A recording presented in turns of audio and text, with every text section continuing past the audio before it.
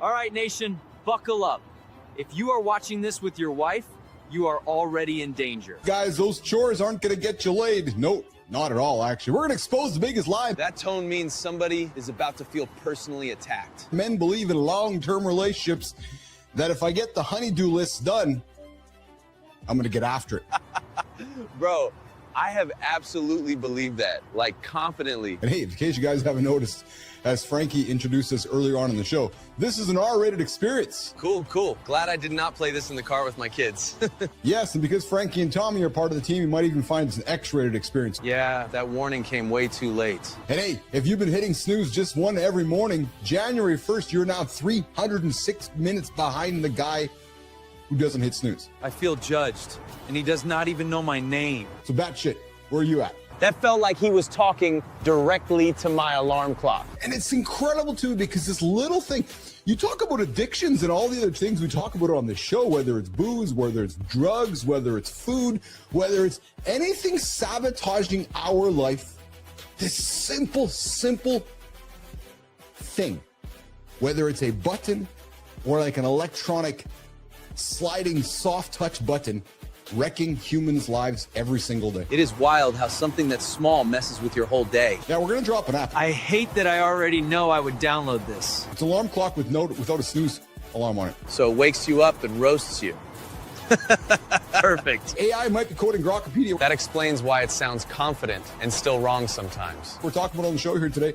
Hey, scientists discovered 22 linking Epstein-Barr virus genes Every week, it feels like another reason to take your health seriously. that to chronic disease risk. Breaking news happens here on the show. We teased you guys with the news happening last week, and it happened last night, forming a $1.5 trillion company. I cannot even picture that number. It does not register. Yes, Alan Baker, 46 years in combat arts, That is the kind of guy you just listen to without arguing. black belt stacked deep, and a hard lesson learned the long way that what looks like badass in theory can get you fired, sued, and killed real life. Hey, SefK76, I'm fat. That took guts. No excuses, no story, just honesty. Hey, I was too once before. True story. And then I started not snoozing. I started making good decisions, and now I'm not fat anymore. Yeah, true story. So, hey, this could be your free accountability partner, SFK76, so you're not fat. Something's happening right now that most people don't see. Yeah, there is an AI acceleration gap opening up super fast. We can feel that already at work. Some people are flying. A small group is using AI like a teammate, shipping more in a week than some people ship in a quarter. But even better, his wife got car sick, so he had to ride bitch in the minivan. Every dad just laughed because that has absolutely happened. I'm like, dude, you just you crushed the whole image. I mean, it's one thing you have a minivan in the fucking garage. Thank God you keep it in the garage, not in the front of your house. But it's another thing, when you get in that fucker, you ride bitch, what is wrong with you? At the height of his fame, he developed severe heroin addiction. That turn is heavy. Success does not protect you from anything. He actually lived with homelessness on the streets of Los Angeles for a long time, and he finally maintained sobriety from 1991 until his passing. That is decades of choosing better every single day. You aspire to get to this place. And then on your journey, you realize what everybody's doing. And then you realize, well, maybe this is just part of what it takes. Maybe it's part of like in a musician. Oh. And then what happens is, as you're climbing up, Yeah. right, these fucking guys, a lot of times they're fucking sliding down because of some sort of an addiction. It is scary how easy it is to slide without noticing. And then as they're passing back down, you're going, wait a minute, this is not how I remember them. It's not as easy as just saying, okay, I'm going to stop. Anyone who has tried quitting anything knows that is true. You're ready to do whatever else comes down the fucking path of what you need to do. Because that's what you think you have to do. His addiction was women, right? That one hits because nobody calls it out early. Yes. I have no interest in destroying my life because I know what it'll do to me. And I know how to wreck my life and wreck my ego and my surroundings around me. You see, why are these fucking older guys all getting dressed like this? It takes a while to connect these dots. And you don't ask an older guy, one of the veterans, a stupid question like that. It's just kind of like, you know what I mean? When you're young, dumb, and full of cum and your hips feel fine, not a big deal. Jesus Christ, this is a fucking heavy badge of honor. You feel that stuff later when your body starts talking back. To wear every fucking day, all day, and it's far worse when you wake up and right before you go to bed.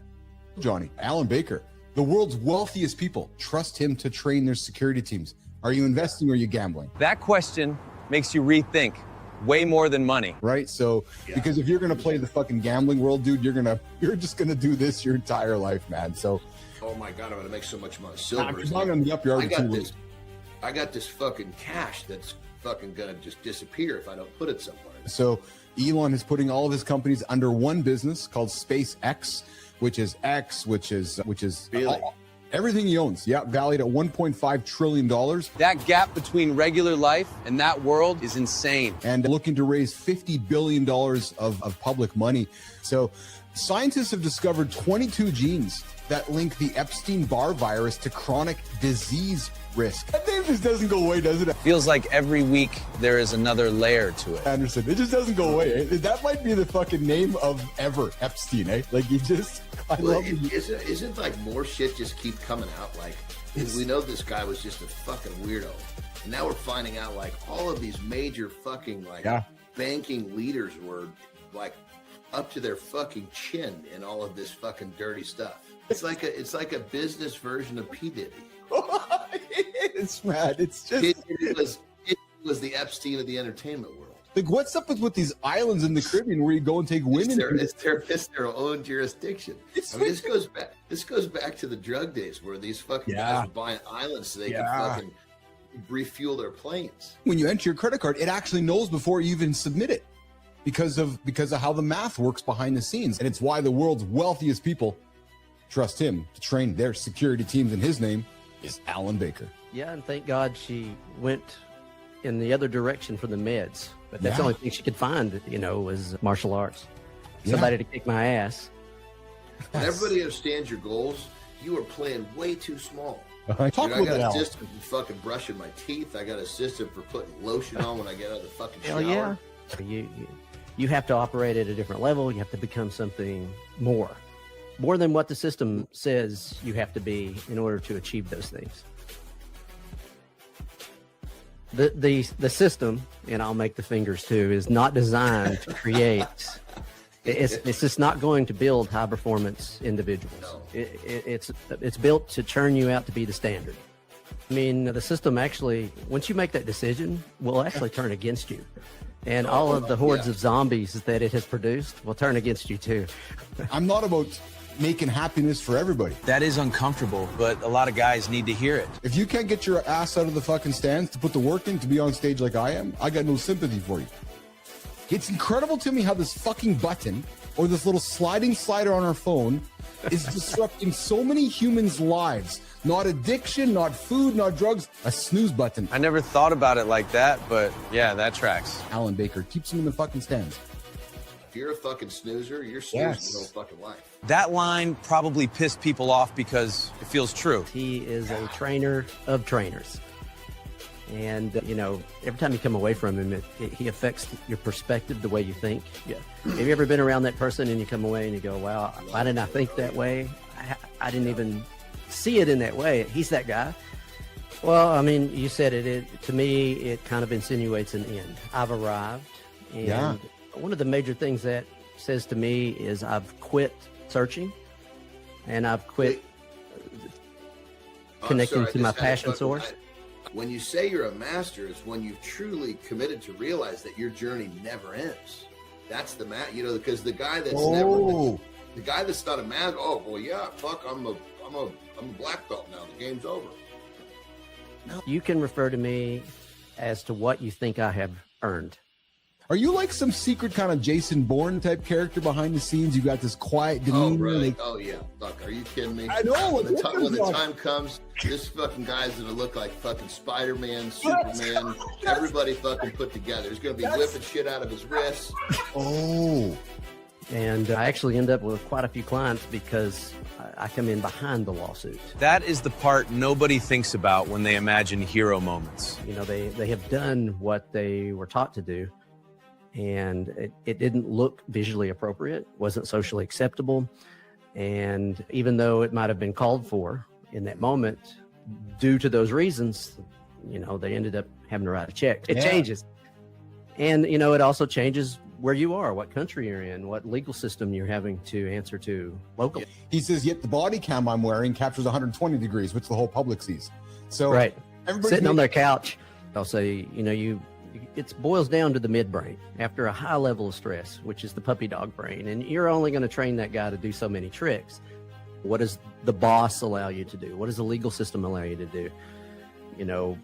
Even on the legal side of law enforcement, it changes as you go to different places. And it's that moment from leaving building to getting into vehicle. The normal moments are the ones people stop paying attention to. That looks like it's the highest risk right there, Alan. But it comes down to how predictable you are. The bad guy generally will do some sort of surveillance leading up to it. If he's said, you're the one I want to, embarrass, harm. I think maybe not. That's weird. Yeah, spent my life doing this. So, didn't have a lot of time. Unfortunately, I love them. I taught them for years. Huge classes of them. I probably raised thousands of them. Yeah. It's rare we see incidents in the media with highfalutin executives or high profile people. Yeah, that's even influencing more. You're seeing more and more of those companies starting to take it more seriously and look for protection for their employees. I generally book my year probably 2 years in advance. It's one of the things that you have to do in order to get it done. I appreciate you hanging out with myself and John here this morning. The master who's not calling himself a master, who's on his way to guru, Mr. Anderson. Alan Baker hanging out this morning with us. It's just funny how we judge book by its cover. Hey, coming up in a couple minutes, what the chore play myth. We got Brianna Bass joining us. This is where things usually get real fast. John, for some fun conversation about sex. Your behavior patterns don't care how many zeros are behind what you're spending. If you're used to spending all you have every month, you can add an extra zero and you'll still spend it. I realized, wait a minute, I gotta take some of this and put it in a fucking place where it's gonna do me some good. You don't sell shit. You don't sell assets. You create a taxable event. Borrow against it. So guys, let's be teaching our kids about money. If they're talking smack, you are on the right track. What does that mean? That means that if you're doing something that's outside of the norm, you're going to have people that are going to attack you. You're going to have people that tell you whatever they're going to tell you. They're going to talk smack. They're going to talk shit. If you've been cleaning harder, doing more, trying to be more helpful, and wondering why you're still not having any sex, A lot of dudes just quietly nodded at home. that might be why. And then men are like, okay, I guess I got to do more shit around the house so I can have more sex with my wife, when in reality that actually doesn't work. And we wake up a few months in and we've been doing this and our life has been reorganized around just function. And we're distracted when we are with each other, checking the phone, all of it, and the intimacy just dies. That happens slowly, and then one day you notice it. It just does in a space like this. The moment we get to sit down on the couch with our wife, right? And then next thing you know, months go by and you're roommates. That roommate feeling is brutal once you recognize it. Isn't it? That's exactly what happens. Women do not get turned on by men wanting sex from them. That flips how most guys think about the whole thing. They get turned on by men wanting them. Women get turned on by you wanting her, not sex. So what John was describing was, I'm listening to her, I'm asking her an engaging question that shows that I am present in this moment. But where I'm going with this is that they found it wasn't novelty, it wasn't, excitement and whips and chains and third parties. It was just the ability to talk about it. I need you to go through that noise of talking about it. So more succinctly, yes, I do think out the gate, having conversations about what intimacy looks like for you, and if you're even comfortable, what it used to look like in your past relationships. But yeah, having that conversation out the gate about this is what intimacy means to me. This is what I like, this is what I don't like, and then building on it as time goes, absolutely imperative. Huge needle mover. You have all the sex in the damn world, and the roommate situation continued to get worse. You can go through the motions and still drift apart. I've made the mistake of trying to do that in the past. We're taught to be more functional, to show up in spaces and look like we have it all put together. And that's what's rewarded and sexy and appreciated and valued. And we don't want to let anyone know that we're falling apart quietly. We're all classical conditioning. In a relationship, it's constantly responding to what our partner gives us.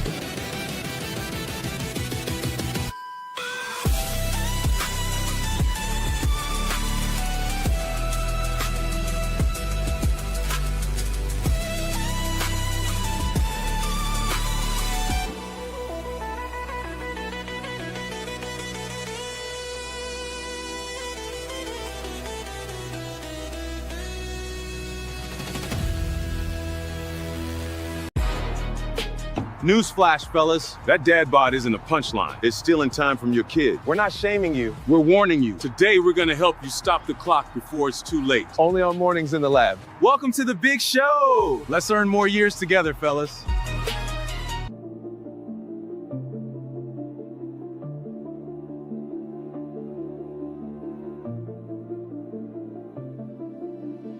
Welcome to Mornings in the Lab, where accountability partner here to help you start your day with real talk, motivating content, and entertaining conversation. We are live and we are an R-rated experience. The best part was when I got out of the car, it was Everybody's trying to win. Nobody's trying to solve. Live beats perfect every time. Reset is a decision, not a calendar date.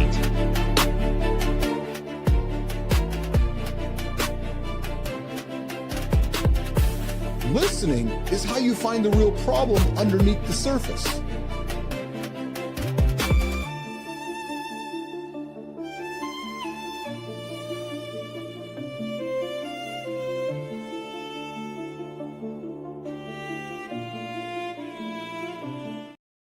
What a shaking. What a shaking.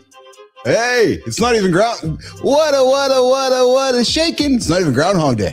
Yeah, that was a couple days ago. But it's the morning loop. Hey, good morning, everybody. Today isn't the shame talking. It's not about six packs. No, it's about your fat ass dad bod. Oh, is he already offending us, Neiman? Yeah, he is. I'm in a mood today. Cheryl Whitaker's show's dropping in 30 minutes right here on the network. It starts with Joy Live with Cheryl Whitaker. Yep.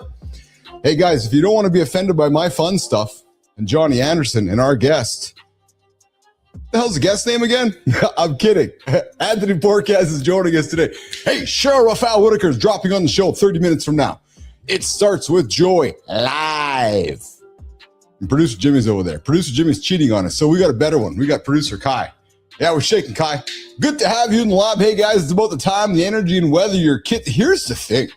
Today's conversation, guys, is about the dad bod. It's actually about your Listen, this is not about the six packs. This is about you wanting to hang out with your kids when you're 60, 70, and 80 and not busting your hips. What's going on, Sullivan? What's going on, Holroyd? I know you guys regulars here, the OGs, subscribe to this theory. The dad bod is not about creating the ultimate six-pack. Six-pack? Six-pack Shakur? Is he talking about six-pack Shakur? No, the dad bod is actually about growing old and hanging out with your kids for a long time. We're talking about it coming up. But first, drum roll, please, producer Kai. Good morning and welcome back to Mornings in the Lab with Keith, John, and Fringe, a live morning show experience. We get up and get after it every single day right here live, 8 o'clock Eastern time, YouTube, LinkedIn, and X. Yes, this is a show built for men who want real talk, motivating content, and entertaining conversation that help you guys start your day with momentum and positive energy.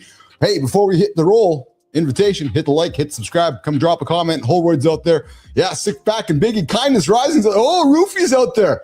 Roofy's got nothing to do today. Sorry, brother. I love you, man. I had to do it out there. I had to put it on the table. Hey, my good friend Lindsay Goodine's got nothing to do today. I was shaking Lindsay.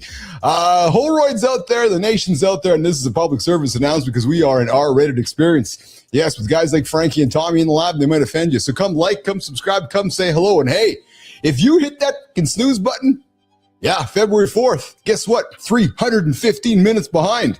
315 minutes behind. That's like 5 hours and 50 minutes behind Roofy. Yeah, he doesn't hit the snooze button. So you're 5 hours behind the guy. Think about that. Just think about that for a second. So stop hitting the snooze. It is the greatest, freest, most accountabilityest message we could drop. Get up. Don't let that little fucking button wreck your life. Yes, the daily accountability partner here to help you start your day right. Hey, kicking off things, the current conversation. You know, I never thought we'd be talking Lizzo on this show. Kai, I never did, actually. But we are. We're talking Lizzo today. Why? Well, she's been in the media lately because of body positivity. You know, publicly shifting some focus to health by going through a massive, massive weight loss change. And since we're talking dad bods here today, and you know, maybe there's something to be said for her journey. We're coming up talking about it coming up on the show. Hey, Unitree's G1 humanoid robot. Yeah, walking in minus 40. I just saw them walking up through Thompson, Manitoba up here. Apparently they were walking. Hey, Kai, I heard rumors they walked like 13 gazillion miles. Just wondering. Inside the Thwaites Glacier. We're going to get down to that's some pretty cool shit. Get some time to get into that one. Hey, and take care of the grandkids. If you take care of the grandkids, may help grandparents' memory in the future is also doing that. And hey, in the No Shit Sherlock department, our good producer Kai put this one on the table. Good find there, Kai. Are processed foods being produced like cigarettes to keep you addicted? Do No Shit Sherlock. Yes, coming up center stage with the conversation every burned out man needs to hear. Anthony Porquez, why burnout is not a time management problem. Hey, guys, I'm telling you right now, if you're hitting fucking snooze, your burnout excuse doesn't hold any water here. Nope, not at all. No. So you've been telling yourself you need a better calendar, more discipline. No, you just got to stop hitting the snooze button. That's what you got to do. Anthony breaks it down why burnout is really an energy alignment issue, how high-performing men quietly slide into exhaustion, and what actually works if you want sustainable performance instead of short bursts followed by crashes. Hey, did I tell you guys what's going on in about 24 minutes? Cheryl Whitaker's dropping her brand new show. It Starts With Joy live right here on the Mornings in the Lab network, just over there in the studio over there. Yeah, true story. Hey, deep dive, brutal truth, the dad bod. We're talking about it. Why that dad bod is shortening your time with your kids. Straight up facts. That big belly hanging over your gut, that big belly hanging over your belt today. I'm not trying to be mean, just it's going to be some David Goggins on you. It's holding you back from those great, enjoyable moments with your kids as you age. It's not about aesthetics. We're talking about that conversation coming up second hour. And then 10 disturbing truths men learn their way too late. Hey, paying the price on purpose. Stress. How do we deal with it as a leader? Community Corner coming up. My arrays. Why men stay stuck. And of course, well, we know what happens now. The Morning Loop. Hey, Kai, it starts right now. Yesterday with Brianna was brutal. Roommate mode is real. Two good people become coworkers. Same house, zero spark. You scrub, you sweat, you expect fireworks. Chores aren't a coupon for desire. The move is intention, not tasks. Show up like a person, not a to-do list. Same lie hits your body. Busy feels like effort, but your waist keeps score. You think you're fine because pants still button. That's how Monday promises turn into months. Today we fix the pattern, not the vibe. Dad bod truth, then a plan.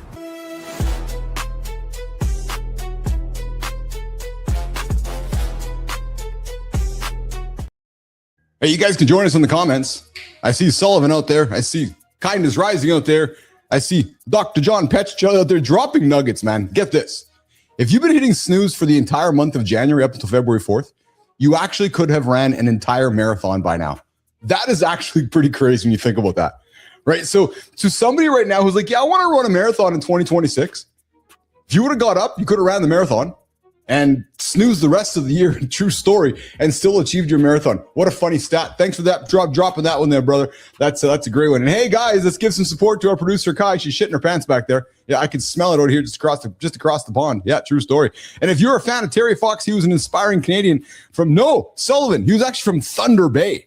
Yeah, Thunder Bay, Manitoba. Thunder Bay, Manitoba. Thunder Bay, Ontario is where he was from. A little correction for my American friends from the Canadian up here, Sully. Yeah. Hey, coming up, guys, bottom of the second hour. Morning focus.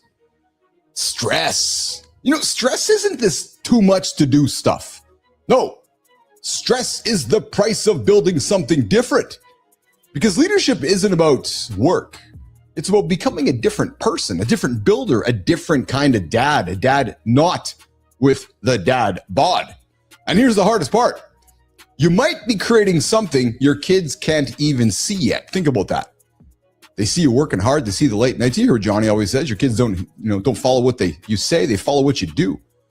They see the late nights, not the vision. They feel the pressure, not the purpose. Later in the show, inspired by my good man, Jimmy, producer Jimmy, I'm going to talk about the kind of stress that nobody celebrates. Yep. You know what I'm talking about. The invisible stress of being early, of being a visionary, of carrying the future before anybody else can see it. So stick around. Second hour, morning focus. If you've been feeling that weight lately, well, I got some words that might inspire you to get after it today. All right, let's rock and roll here into the morning loop, the morning conversation desk. Hey, Kai, I think we dropped the morning short last night, and it had something to do with what? Oh, is Jimmy in the lab here this morning? Oh, I think Jimmy's in the lab this morning. That's pretty fun. Well, listen, while we're waiting for the appearance by the very own Johnny Anderson, let's get it going here, guys. Serena's pro tennis return, the truth about her transformation. Why would Serena rejoin drug testing now? Because comebacks begin with accountability paperwork. She told Today, I'm seeing what happens. That is her way of saying, watch. You do not say that unless training has started. Nobody re-enters testing without a plan. Her body changed because accountability changed. Science supported it, discipline sustained it. Men hear this as longevity, not celebrity news. Season 2 requires higher standards, not excuses. Then she pivots, building the CEO Club. Different court, same accountability, same scoreboard. Subscribe and tune in live, 8 a.m. EST. If she restarts at 44, why can't you?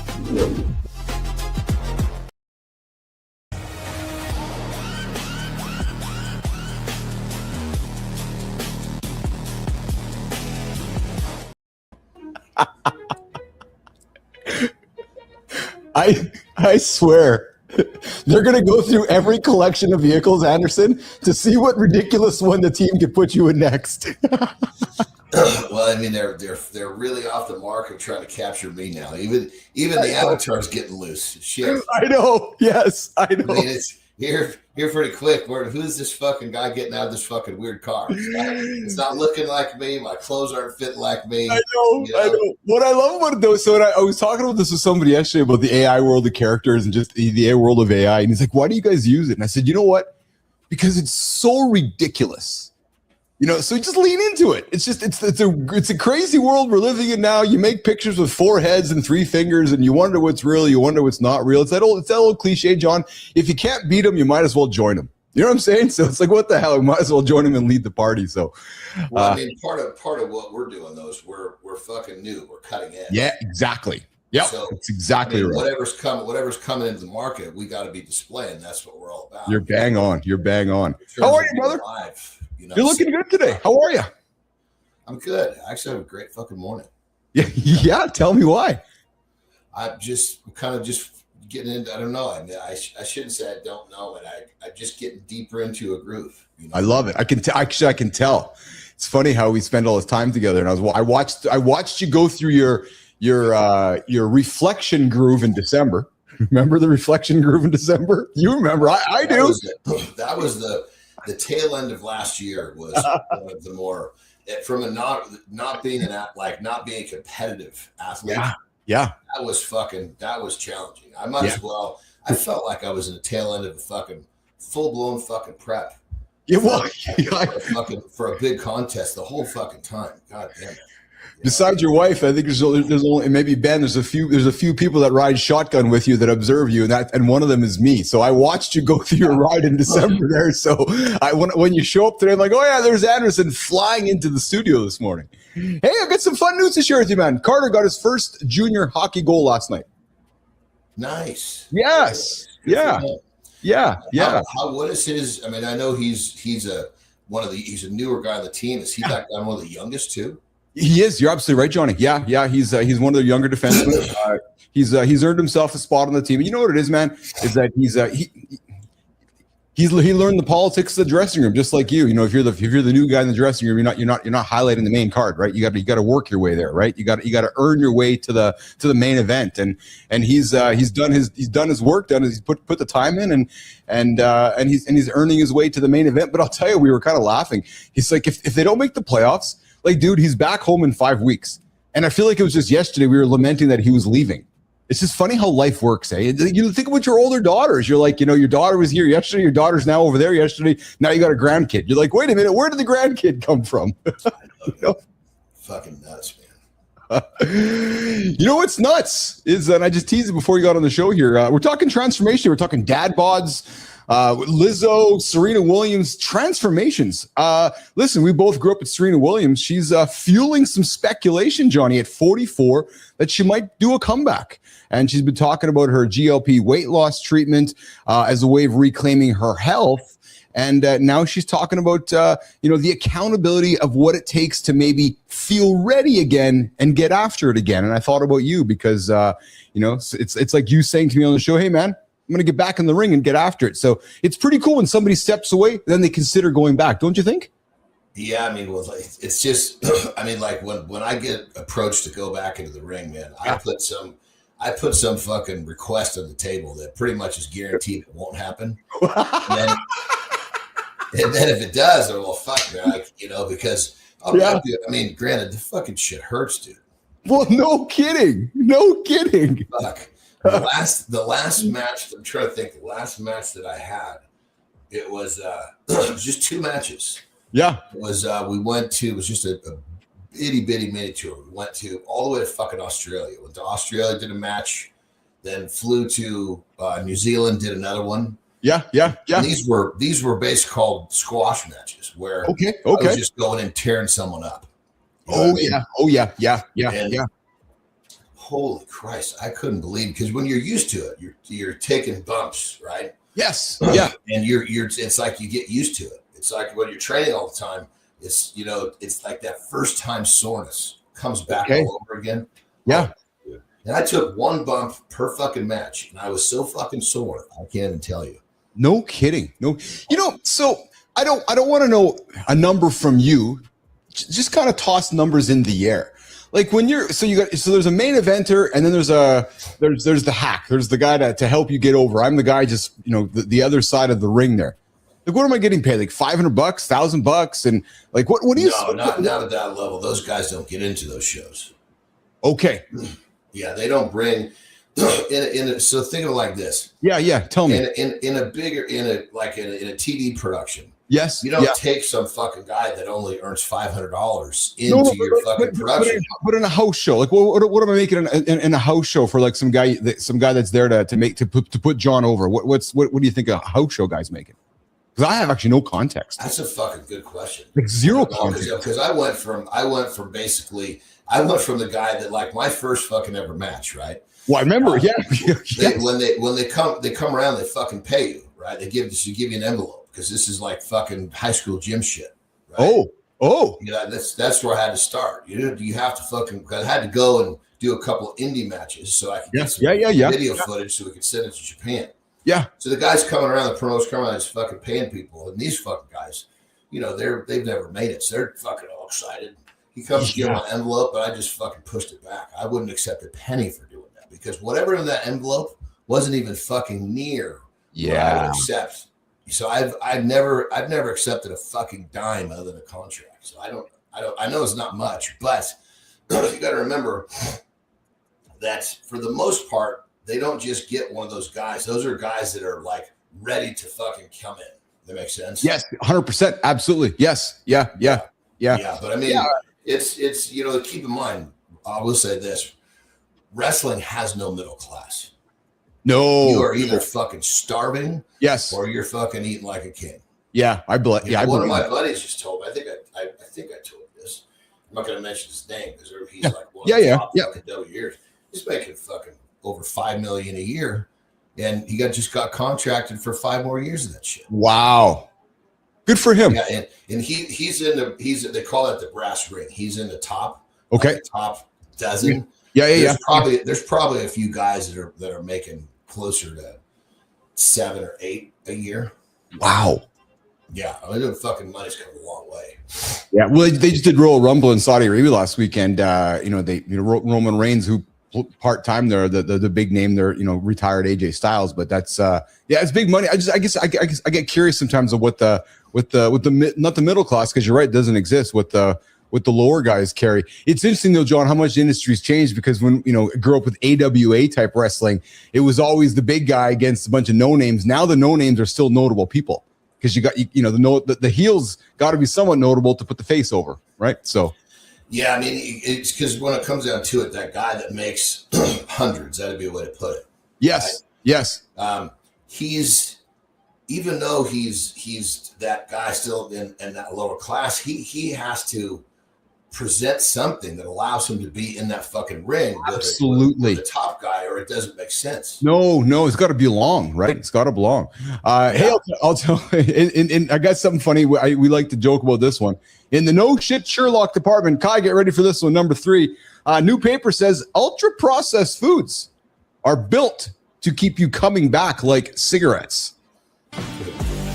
New paper says chips, soda, and cookies aren't just junk. They're designed for repeat use, like cigarettes were. Harvard, Michigan, and Duke say the goal is simple: make it so rewarding that stopping feels harder than it should. They claim it's tuned, refined carbs plus fat, crunch, smell, and sweetness. Critics say it's mostly habits and convenience. Again, the no shit Sherlock department, right? Hold on, what did he say? Like cigarettes were? Cigarettes have changed. Now they're not like cigarettes are. Yeah. But dude, I'm telling you. Yes. We've talked about this. Yes. Over the last few months. These tobacco companies own fucking huge parts of the food company. They're doing the same fucking thing with the food they are with cigarettes. It's well, if you think about it, right? So let's just talk business for a second, right? Like so business in a boardroom. So, Keith and John are starting a processed food company, or Keith and John are starting a social media company, and we start learning that there's certain things that are addictive qualities. You're probably going to go look at industries that had addictive products, and you're probably going to want to go learn how to do the same thing. So it's in many ways, from a business side, it's not surprising, right? Because your job is to get you to buy more as the consumer. So it's fucked up thing is that this is allowed. Well, I was just going to say that. I mean, it's with a cigarette. I know. At least you've got to fucking be how old do you have to be to buy cigarettes? I don't know. Yeah, I don't know. Yeah. Any fucking kid with a dollar can go buy some of this addictive fucking food. It's yes. Well, I know, and it's to your point. Like, God damn it, man. I mean, and the thing was that the general level of knowledge of the average person is so low to this stuff. Yes. They don't fucking know any better. Yes. It's like a fucking dog that will eat himself to death if you let him. Yes. Yeah. True story. We talked about it a couple weeks ago too. Yeah. So, talking transformations, talking dad bobs, talking Serena Williams. Well, so another, higher profile human, Lizzo, she has been in the news lately too, because she's killed the dad bod excuse because Lizzo, the artist Lizzo, you know who she is. I know. So I know it's really not part of our demo, but she's out there. A lot of times I just don't know the fucking names. Yeah, I'm the same way, but she's out there because she's all about changing bodies and changing perceptions and so forth. And Kai, let's run this clip on Lizzo killing the dad bod excuse. Health is wealth. That girl just proved the message can evolve. You can respect yourself and still change. Confidence can't replace fitness. Energy comes from training, sleep, movement, and basics. If you're a dad or wanna be, lead with action. Your kids mirror what you live. Our big topic, second hour, Johnny, is the dad bod. So we got guys that are growing up, and I'm changing this from, let's not worry about the six pack or the nice quads. Let's worry about hanging out with our kids in our 70s and 80s and 90s per se. Well, Lizzo took the same page. Like, I want to grow up and be old and be active with my kids and with my family. I got to shed some weight. Is that her? That's her. Yeah. Okay. Yeah. So she made some decisions I don't know for sure if some of those decisions were on the GLP path. That's irregardless. Her decision was, I need to build a better life for myself, for my kids, so I'm going to get after it today, which is the theme of our show, right? And it's hard. Think of it like this, brother. Yeah. How many? And I'm going to compare a GLP to many other things that you could put into that title. Yes. Or into that slot, so to say. Yes. If you can use something that will help build your confidence to make progress in a way never done before, so you can get that momentum. Yes. And potentially use that momentum to restructure how you live your life so you can have a better fucking life. Yeah. Let's get that little insert. Does it fucking matter what it is? That's what I've really enjoyed getting to know you about. Guys, I've gotten to know you. That's what I've really enjoyed getting to know you because, again, perception is big guy, big muscles. Yes, he had to be on a journey to get here. But when that message is as simple as what you're saying, which is, doesn't matter what it is, whether it's a walk, whether it's some assistance with the GLP, whether it's going for a bike ride, but it's just this idea of taking the first step. It's just so powerful, man. It's so powerful. Good morning, Chilling Music. Like a negative sense. Yes. I can't tell you how many times that taking a painkiller, well, I'll be honest, taking a fucking small handful of painkillers before I was about to do something that was going to be really fucking difficult. Yes. There was something about that put me in a frame of mind where I just believed I could do it. Yes. I had a terrible fucking example, not what I recommend. No, but it's that same thing. What it do you is. insert? Because now keep in mind, looking back, I realized I could have inserted fucking just about anything into that slot. But you're not here. But you're not here if you made different decisions. So those decisions. Listen, I'm not saying. I know. I'm looking back, I'm saying I realize now that little you could put anything in there. It's almost like a placebo. Yes, absolutely. Good morning, Chill Music MP5. You're hanging out with Keith and John on Mornings in the Lab with Keith, John, and friends. We're live right here, 8 o'clock Eastern time, YouTube, LinkedIn, and X. Hey, Chill, where are you joining us from today, my brother? I'd love to hear where you're joining us from here today. Johnny, I got a topic for you, man. I was thinking about I gotta tell you, we're getting another bidet put in this house today. Oh my God. Yeah, because there's only one bidet in this house. Right? Yes. Master bedroom. So when I get up, I come out. I don't want to keep going back in the master bedroom wake up chair. So I'm taking a dump on a regular fucking. I'm like, Jesus Christ. Yesterday I had enough. So I called the fucking contractor. I'm like, hold on a second. Hold the horses. Yesterday you had enough. So you're like, fuck it. We're getting a new bidet tomorrow. Yes.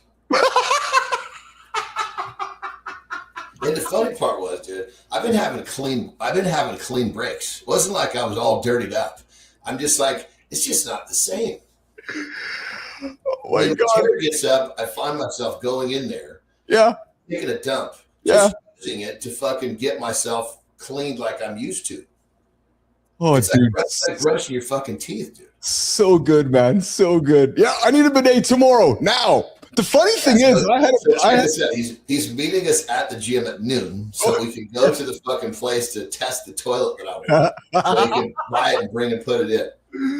I had a buddy who had a home and he moved from Winnipeg to Mexico for a few years, and he'd always tell me, he's like, "Yeah, Keith, when I want something built, I tell them when to start, and then it takes maybe days, maybe weeks, maybe months to finish because they're on Mexican time. So when they start installing your bidet, will it take some time to finish the process?" Well, you see, you got to find the right people for sure. Okay. Yeah. This dude here, he understands when, like when I want him to do something, I'm not going to question how much he's going to charge me, but he's got to fucking do it. Like he's got to fucking come and do it. Yes. Yeah. I love it. Hey, okay. So your grandpa, well, and maybe again, in the no shit Sherlock department, researchers have discovered that grandparents who help care for their grandchildren score higher on memory. Sterling, Preston, what's this one all about? We found a wholesome hack. Help with the grandkids sometimes. It's snack time and brain time. Researchers tracked nearly 3,000 adults for 6 years. Grandparents who helped scored higher on memory and verbal fluency. You don't need full-time babysitting. Just show up sometimes. That's enough to help. And you get more real moments too. Brother, 3,000 people they followed over 6 years. I can think of a bunch of reasons why this happens. Say that again.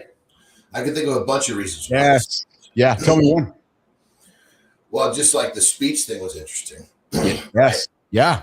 Because you have to, when they're learning to speak, you have to learn their, broken English.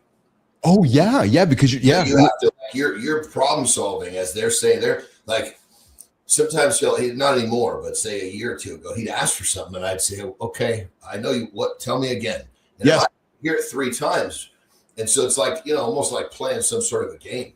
He doesn't think it's a game, Well, no, you're bang on. You're bang on. And researchers have found that, Johnny, you called it, man. You're playing with your grandson. You're mentally being stimulated.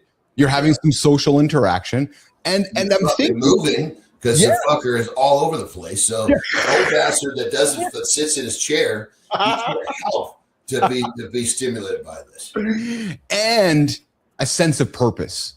Right, when your grandson's around, you're taking him out to the water or around the house. There's a sense of purpose that maybe elevates the emotions and the chemicals in your body, which makes you feel better, which makes you live longer. Right, so there's a lot of benefits. Obviously, again, kind of in the no shit Sherlock department, but I love it. Helping with the grandkids may help grandparents' memory. And what's the worst? It's sad. It's kind of, when you say that, it's kind of fucking sad to think that there are old people that have no fucking purpose. I can't even imagine a life without a purpose. Jesus Christ. It's like, I think I will always have a purpose. That's just the nature of it. I will find some new purpose. Every time one purpose runs out, I find another one to plug in. Yeah. No, we have both come across people that you sit back, an older man or an older woman that are just maybe like a cynical SOB, and you're like, geez, like, what's going on, man? Just because they may have been in a difficult spot their whole life, right? Yeah, I mean, it's. I guess we have to remember that these studies are the guys that these 3,000 people are the ones that fucking got a great job, good benefits. Yeah. Yes. Yeah. Absolutely. So we got to remember this is they retire and all of the stimulation of their life disappeared with that fucking job, and they had no idea it was coming.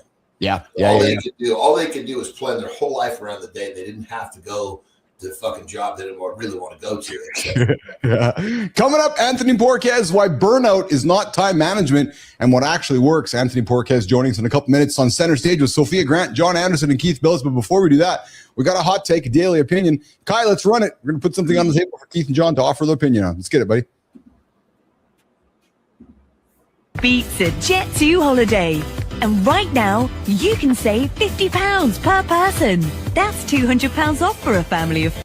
I don't think that's actually the right sound. Anyways, there's this, there's schools now in the States where you got to check your phone in before you can go to class. Do you like that? Them. Do you like that or not like that? At my gym, we used to have sessions where, like, I'm trying to think, I can't remember what we called it, but basically there was just different, like, high schoolers coming in, like, and there was the aggressive classes. Like, you had to be a fucking ass kicker, and your fucking phone went on the shelf. Period. End of story. And getting rid of that phone made all of the fucking difference in the world. Basically, if you weren't 18 or older when you came in, you fucking put your phone away. I mean, these kids would be fucking 8 years old coming in with a phone. Yeah, so I get it. I don't like it. I don't like you giving up the phone to go to school. Yeah, so I have a differing view on it. I don't. So I don't. let me toss this tennis ball at you. So I don't like it. Let me tell you why. Because I don't think it teaches us anything. I don't think it teaches us control. It doesn't teach us discipline. It teaches us to be subservient. Give this to me because you can't control yourself. So maybe we need to teach people how to have discipline around controlling the devices in our life instead of just taking them away. Well, so let me pitch it back at you. Okay. I agree. Yes. But do you think that a fucking teenager who is being hooked by a fucking dopamine addiction has a fucking chance? I think that what we have to do is we have to remove the distractions so they can actually learn to focus. So when it's time to take that focus and apply it to discipline to get rid of that fucking dopamine, they have a chance. Yeah, I don't know. So this is what we're doing right now is exactly the point I'm putting this hot take onto the show. I don't know if I fully agree with you, brother, because it's like saying, we talked about it a couple weeks ago. It's like saying that, we got to ban kids with social media. So yes, I do know and I do agree that the dopamine hits and those addictive qualities that harm us. But we both grew up in an era which was, well, you can't listen to the Ozzy Osbourne album because it's going to wreck you. Well, what the fuck did we do? We listened to it anyways. I'm with you, but let's remember, we're talking about the norm. Yeah, These okay, people, fair. They have no fucking guidance at home. You know, parents send them to school expecting the parents are going to fucking teach them how to do everything. And it's but now, this is, if the school doesn't eliminate this distraction, it just gets lost in the middle and there's never attention to it. So now keep in mind, let's just say we went into, say, the top 25% of kids that were raised with proper parents that actually, then now we've got a different discussion. But if we're talking about the norm, then I think unfortunately the top 25 get caught in this. Yeah. Hey, hanging out with Keith and John here this morning on Mornings in the Lab. Jonathan Porcaz is coming up here in a quick second. Some comments from the community. Johnny Lauren says, we've learned that humans, particularly kids, are unable to control themselves when it comes to their phones. I can't disagree with that. And then Petro says, Johnny, learning how to focus is not part of the curriculum yet. Too busy coloring the maps. Yes. Well, perfect example. My kids, all started controlling phone use on their own in high school. Okay. Yeah. But also that because I took a major fucking part in developing their discipline and their understanding. I parented. Other kids didn't have that. So those are the ones that are just, it's like, fuck, why even go to school for some of these fuckers? Yeah. Well, like I said, again, if we're using our devices to do nothing but consume, I agree. Take it away from me. But if that device has helped me create and be a better human, well, maybe there's an argument to be made. Maybe we have a part of school. Okay, you're going to use your phone to learn to create. Yes. But if the phone, like for example, when I was teaching these fucking kids power clean, which is a fucking really difficult. Yes. If the phone was anywhere, it wouldn't have happened. No, I can't argue with you there. I consider myself, and I've fucking coached some kids that have gone to D1 and they power clean for the first time in front of the strength coach and strength coach. Where did you learn to do that? Yeah. You go train with the fucking upperclassmen. You don't need to be here. Right. Because I had that focus from them. When Zagler was teaching me how to power clean, I sucked at it for a long time. That's fucking hard, man. Oh, dude, that's hard. Okay, but now pretend that you're fucking with your phone between steps. Well, there you go. We'll ask our guest, Anthony Porquez, not Jonathan Porquez, what his opinion is on should kids be banned from having their phones at school. Coming up right now with Keith, John, Sophia Grant, center stage, Mornings in the Lab with Keith, John, and friends. It goes right now. If rest never fixes your exhaustion, it's because burnout isn't a pause problem. It's a pattern you keep re-entering. High-performing men don't collapse once. You already know this is true. They cycle, recover just enough, then rebuild the same life that broke them. Anthony Porquez understands that cycle because he didn't study it. He lived inside it until it finally demanded a reckoning. During his mother's illness, pressure stacked fast. Business ownership, night bartending, and caregiving all collided at once. When the system collapsed, the consequences were real, and his life stretched past its limits. That moment forced a question most men avoid. What does honor truly mean to you? Rebuild. or repeat. Anthony chose to rebuild from the ground up, not with motivation, but with structure that could survive real pressure. Today, he brings that work to high-performing men worldwide. His approach is shaped by executive leadership, entrepreneurship, and deep coach training. His belief is simple: burnout isn't time management. It's energy alignment across body, mind, and the spaces you live and work in. Anthony, welcome to Mornings in the Lab. Thanks for joining us today. Johnny, you can have the perfect morning routine, the ideal time blocking system, and still feel like you're turning and you're running on fumes. Why? Because burnout isn't a productivity problem. It's a nervous system problem. And if you're a high performer who looks successful on paper but feels depleted behind closed doors, today's How guest. many fucking people do you know that are winning that get burned out? Oh, fuck, man. Anthony Borquez, what's going on, brother? Hey, thank you so much for having me, John. It's a pleasure to be here with you guys. Yeah. Hey, I'm here too. Yeah, you try. My bad, Keith. My bad. Hey, Borquez, quickly, do you have kids? No, I don't. No, I don't. So I'd love to know your opinion on this. You heard Keith and John bantering on it. Should kids have their phones banned before they go into school? That's a tough one because I'm a big believer in deep work, and that's distraction-free work. Mm-hmm. And I'm a believer that when you are distraction-free and you're truly focused, you can get more done in a short amount of time. And you develop. Yeah. And I think that applies to working out too, right? Yeah. Like, as I've gotten older, I may not work out as intensely as I used to, but when I'm more intentional about working out and I'm thinking more about how it's being in my body and affecting my muscles and feeling that and being in that, I find that is just as strenuous and just as effective as if like just trying to kill yourself in a gym. Yeah, that's a good point, Keith. Do you use your phone when you're working out? Do you keep it handy? It's around me. Like I will. So I'll use it in between sets. Like if I'm on a rest for 30 seconds or 60 seconds, I might check in and do something. But it's in my presence. Here's a thought, brother. Here's a thought. Yeah. Try putting it. Don't touch it till from start to finish. Yeah, it's a good point. 100%. Yeah. I think there's a solid possibility because I totally get where you are with your phone and your training. Yeah. I don't disagree with any of that. Yeah.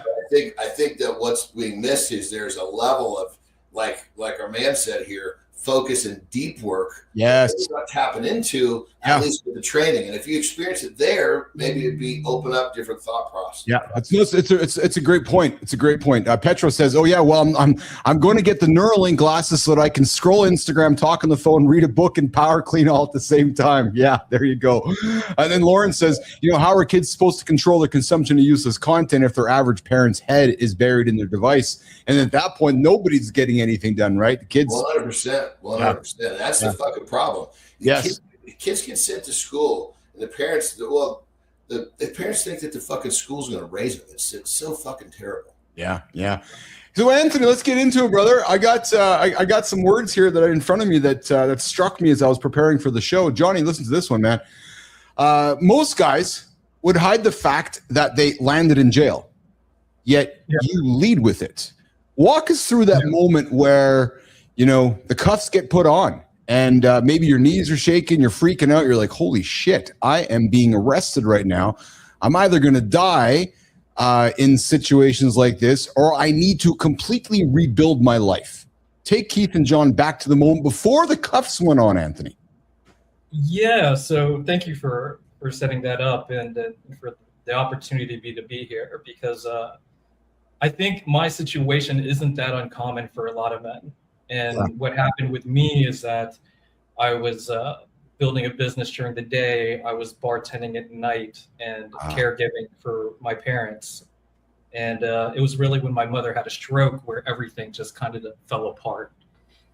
And so, like a lot of men, you just kind of bury your head and do what you need to do. And you sacrifice, the things that give you energy or would restore you because in your mind, you feel that all the time. Exactly. With what you just described, I'm thinking, was this guy sleeping? Yeah. Exactly. Yeah. And of course, then you enter in the mindset of work hard, party hard, right? Like I've been working so hard. I've been, taking care of my parents. I'm doing all this shit. The best way to blow off steam is to get blackout drunk, and to numb myself from the reality of what's really happening. And so I lead with going to jail because that was probably the best thing that ever happened to me, because it really changed this way of thinking, this way of being that wasn't serving me, and it was slowly killing me. And so I literally needed everything to fall apart and everything to be destroyed for me to come back and be like, okay, how do I pull myself out of this hell that I've created? Because we can't stay here. And one of the things that, we have found, Anthony, Keith, and John have been very fortunate to, have had hundreds of guests through the show, and there seems to be a common theme. Now, the cuffs just didn't get handed on, right? You were bartending, taking care of mom and dad, working, doing everything. It was either the days, the weeks, the months. Like there were moments. There was a buildup to that happening. Yeah. Talk us through that journey, Anthony. Well, I think a lot of it was it wasn't being really in my body. It wasn't really being present. It was just trying to live up to expectations. Yeah. It was like, this is what needs to be done. This is what I have to do as a son. So it's funny, actually, hold on, Anthony, hang tight. It's funny, John, because you said this yesterday on the show. You were in the dressing room with guys, and you're like, sometimes when you get around a peer circle, you just feel like this is what has to get done to get done. Remember, Johnny? Right? Well, and you're like, it's fucking normal to do shit that's really not fucking normal because everybody's fucking doing it to survive there. And that's what Porquez was doing, right? So Porquez, you're in this scenario probably with people, with friends around you that are doing things, right? And you're like, I guess this is how I got to be. Am I correct? Yeah. Yeah, and a lot of it too is just cultural too. Like, yes, I'm a Filipino American. I grew up in the United States, but my parents were from the Philippines, and so there's a very strong emphasis on family. Yes, and family duty. Yes, and that's why it's really contributed to the program that I created, because a lot of the conversation about burnout that we hear is purely about work burnout or occupational burnout. But going through this situation, it wasn't me being an entrepreneur or the president of a nonprofit that really brought this home for me. It was the caregiver role of taking care of my mother, and for them for like 5 years until they both passed away. And that's something that really struck home to me, is that burnout can happen at home. It's not just. Did I miss? What is it? What was the thing or the action? The event that landed you in the clink? Did I miss this, or we just haven't told us yet? It was drinking and driving. Yeah. Okay. Yeah. So very humbling. Well, if I may, Anthony. So thank you for sharing that. It's a very vulnerable thing to share. So thank you for sharing that. I'm going to offer this because you offered it up to us, John. If we drank and drive once, we know that we drank and drove many times before that, Porquez. You just were fortunate, if I may say this amongst brothers here, that you were caught before maybe something really harmful happened. Right. Is that fair to say, right? So it was like you were doing it, your buddies were doing it, everybody was doing it in your circle, then you got caught. Sure. Yeah. Yeah, and it's not getting caught that builds up that false expectation that you won't get caught, right? Yeah. Thanks for sharing that, man. That's tough shit, brother. That's tough shit. That's a low point, isn't it? Absolutely. For me, the lowest. Absolutely lowest. Yeah. Were mom and dad around when that happened, Anthony? They were. Oh, man. Oh, so dude, Johnny, I can't even amend that conversation then. Well, I hid it from them. I was actually managed to hide it from them because wow, I didn't want to bother them with it because they had enough things going on. Yeah. So that was another thing too, is like that brings on another point about like how men suffer silently. Yes. Yeah. Dude, I appreciate your vulnerability, man. That takes a lot of energy. But you talk about energy alignment. We talk about energy on this show all the time. John's a big energy person. Keith and John got attracted to each other because of our energy. We never met in person. It just is energy. You talk about energy alignment instead of time management. Yeah. Talk about what that means to you when it comes to energy alignment and how it helps men, create success without adrenaline, the cortisol, all that negative shit that comes through our life, Anthony? Yeah, so I think, first, we're so addicted to time and we see everything through time, right? And it's really like an outdated paradigm from the Industrial Revolution about productivity has to happen hourly and it has to look like this, right? Yeah. And even though our environment and our culture around work has changed somewhat, we still kind of, in the background of our operating systems, use this as a reference of how to go about our lives. That it's only about time. It's only about the objective. It's only about getting this done within this period, right? And so when you do that, you're basically forfeiting everything to the external, right? You're only managing what's on the outside. Whereas I believe, and in my work with other men, is that when you shift your perspective towards energy, right, you start to let go of a lot of the things that cause burnout. And you start to factor in who you are and how you operate into the whole scheme of things. So I think that's, generally speaking, why I think energy is more important, because energy is renewable. Energy can't be created or destroyed, only transferred, right? Time is finite, right? Like, time is external, energy is internal. We can actually renew our energy. But the problem with a lot of men is that we will negate and cut out the things that actually give us energy. We'll cut out, the hobbies. We'll cut out, going to the gym. We'll cut out friendships in order to achieve whatever objective. Yeah. We talk about interest. So, as we've discovered in our conversations, that there's a magical word. It's a simple word, but the idea of interest could change a lot of people's lives, Anthony. Yeah. You mean interest in terms of hobbies, correct? Yeah, well, because I think if you're, as myself and John talk often, if you're interested in something, you're probably unstoppable. Well, and I think the whole the concept of most people they think they're interested in dollars. Yes. And they trade their fucking lives for these things, and then they realize, how many people on their deathbed said, fuck, if I could do it again, I really would have focused more on making those dollars. No, they said, I should have focused more on my relationships. I should have been more present here. I should have done that. They're talking about stuff that actually was meaningful. So the thing that I really try to connect the dollars and interest, if how you make those dollars truly interests you, take the dollars away. If you're doing something that interests you and you make money, now you've eliminated this huge problem that most people face, and they don't even know they have it. Yes. Yeah. That's true. Yeah. That's a good point. We it's funny because it seems like there's a few people that seem to come across our show here often, whether they're past or alive, and one of them is Kobe. We seem to quote Kobe quite a bit here, and we have a segment on the show here called Words of Wisdom. Hey Kai, if you have this segment ready, let's drop this little clip from Kobe, and then I want to hear your comment on it, Anthony. Kai, let's run it. Go after it. I never compromised that. I never allowed anybody to tell me what I was capable of accomplishing. I never let anybody tell me that I can't do. If you want to accomplish something or do something that a lot of people think is difficult to accomplish, you have to put all your eggs in one basket. And there's no compromise with that. Do you agree with that, Anthony? You got to put all your eggs in one basket if you want to go after your dreams. If you want to chase an interest, is it all about putting all your eggs in one basket? I think from a psychological standpoint, yeah.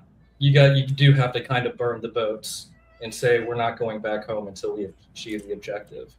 And there has to be a deep conviction to want to accomplish that. Greatness is driven by obsession. That's right. I like that. Say that again, Johnny. Greatness is driven by obsession. Oh, if you're yeah. not obsessed with doing something, yes, greatness is going to be fucking really difficult to achieve unless you're just one of those fucking weirdo anomalies that somehow stumbles into it. We can't really talk about those.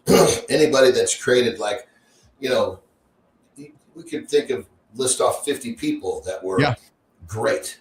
They'll talk about being obsessed with doing what they did. It's very difficult to fucking do what you have to do to be great if you're not obsessed. It's so true, man. And so if you link your interest to it, it's funny, John. I enjoy sometimes when we get into this wordplay, right? Because you link interest to greatness to obsession. You're probably an unstoppable human being. Yeah, your interest is like the front door to obsession. Yes. Yeah. You think about that, right, Anthony? Because if you find an interest and you obsess over it, you're going to be great. There's actually no rocket science behind that, is there? Yeah, and who's to tell you otherwise? Like Kobe said, you guys you probably remember there was a time when people didn't get paid to play video games. Yes. Right. Yeah. And now that obsession, that hobby, is now turned into a very well viable, respected position in the world. Yeah, those people that get paid, they're fucking playing that thing every waking hour to get that good. Bingo. They have that obsession to play that game. Call it addiction. I think for my addiction, my addictive behavior played a huge role in this whole thing, in this chain of how we want to link these attributes. No question, Johnny. Yeah. Good morning, Shinku. Good morning. So you think about obsession, interest. We talk about leadership and good leaders, right? So I'm going to play a clip here for a second. John, I've had this segment here called Committed. We had that segment where Leonardo had the handshake and like somebody committed to something, which means it's like being obsessed with something. So leaving politics aside for this clip I'm going to run here, but I want to lean into being obsessed with being a good leader. Kai, let's run this clip here for a quick second here.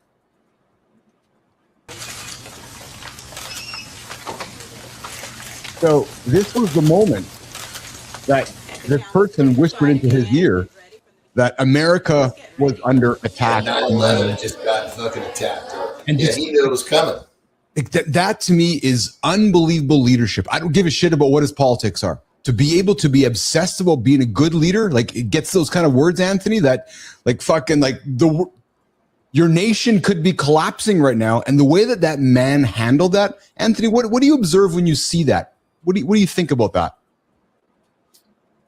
I think it's somebody which is processing the information, deeply, and understanding that you can't really react here. You're on camera, you're in front of kids, and I think that's, to have that awareness is leadership. The commitment to leadership, though, isn't that what? Yeah, the awareness, the commitment, isn't that what it is, Anthony? Yeah, I think what would a true leader do given the situation with the information I just received? Yes.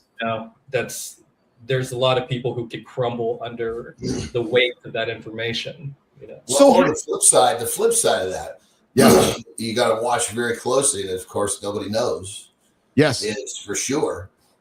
Was that controlling the reaction, or was that basically realizing that, okay, I knew this was coming, I knew I was going to be told, I'm on camera, it's like, how am I supposed to act? Yes. Yeah. Because you'd think if that was said to me, I would at least stand up. It's like a fucking primal instinct. I would have done something. You know what I mean? Sit there and fucking do this a little bit, like, okay. Yeah. Yes. And I remember seeing that clip. And I remember looking at that face thinking, fuck, I resonated with trying to pretend. That was the first thing that hit me. Oh, interesting. When it hit right now, you hadn't even said what it was, and I knew what I was looking at. Yep, me too. Well, the politics of the moment don't matter to me. I'm so invested in the commitment of that leader. I really enjoy that as a lesson of leadership there because, and Anthony, you're a leader, you work with men, Johnny, you or I do. And just to be able to see how somebody responds in a moment like that, right? To be able to compose and John, like you've taught me, to respond instead of react. Right. And Anthony, talk about that for a moment, because that's often us men, we react, we go, blah, right? Instead of slowing down to respond. How have you learned as a man to do that, Anthony? Yeah, that's a great question. And I actually created a process for this, and I call it the 4 A's of alignment. Yeah. And it starts with awareness, to acceptance, to alignment, then to action. And this mirrors exactly what you're talking about, because what a lot of men to do, myself included, is just go from awareness straight to action. We don't really sit with a moment long enough to maybe accept what the situation is or what I'm thinking about the situation. Middle is that deep breath you need to make sure that you don't do or say something you are going to regret. Yeah, and in that sense, it would be like what Viktor Frankl said. It's the pause between the stimulus and the response.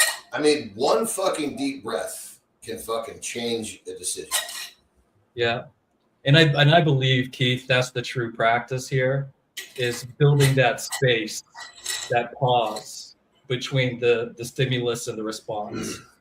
Because when it happens so quick. If this happens, right? But true freedom lies in that ability to create that space between those things, because that's where you can choose.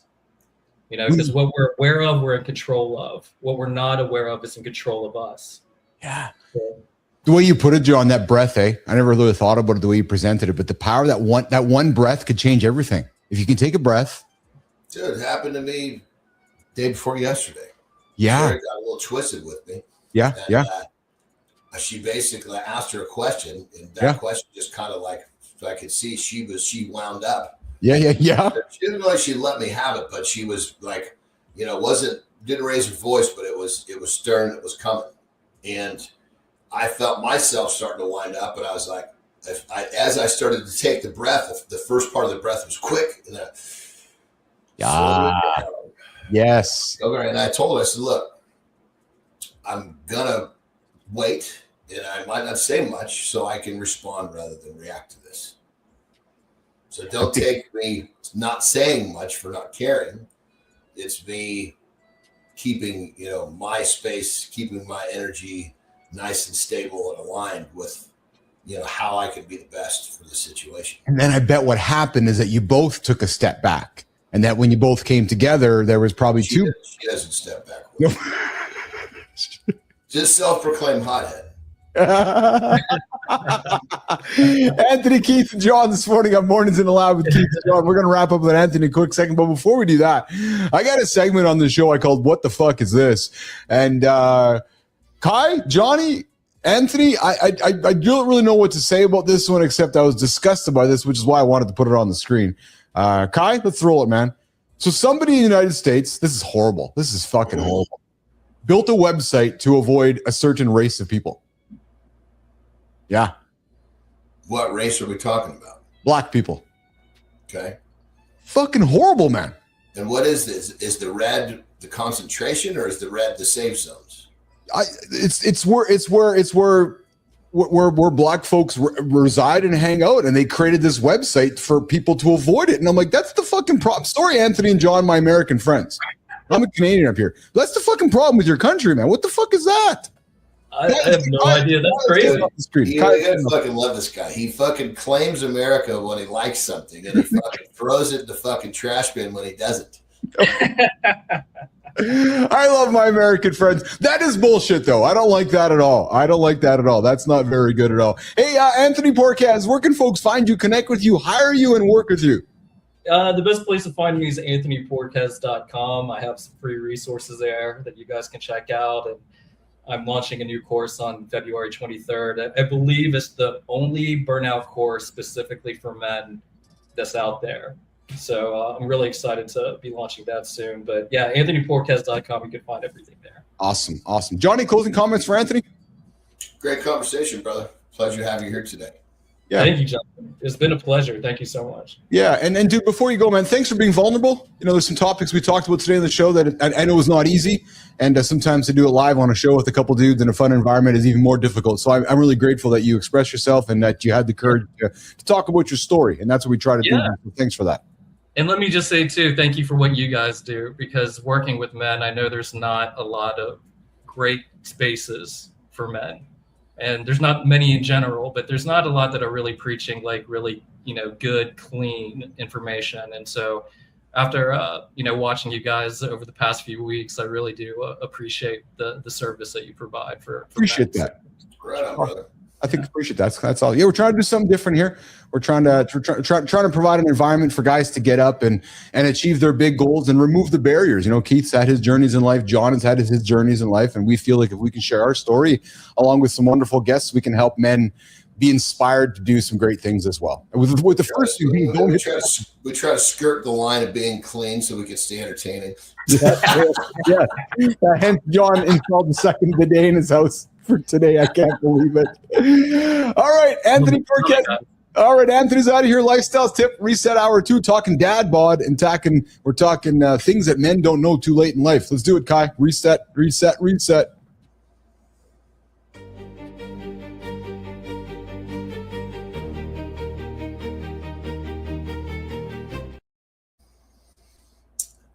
What you really need to do, team, is look and find my pit bull. Same color, but I wouldn't be picking him up that easily.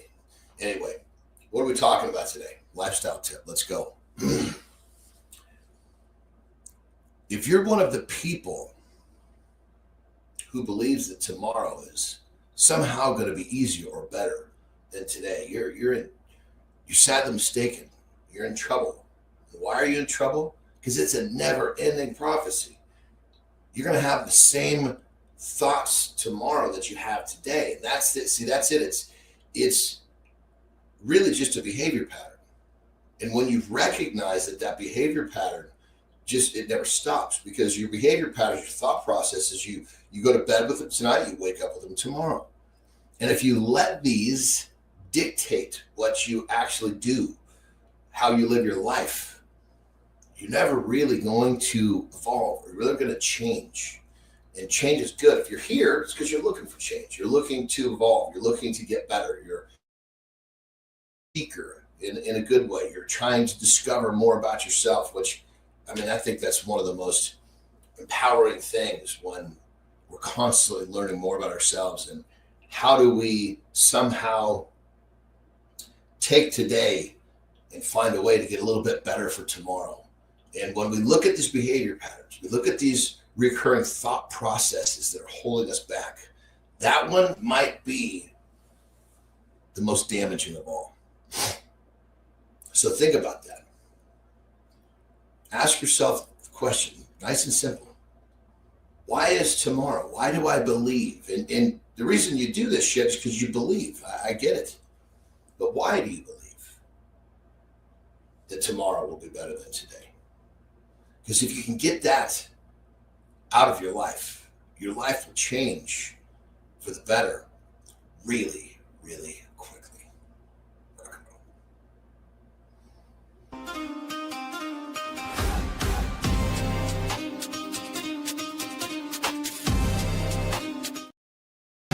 All right. Welcome back. You are listening to Mornings in That belly isn't a joke. It's stealing years your kids could have with you. That's the brutal truth. He's looking at you, Tommy.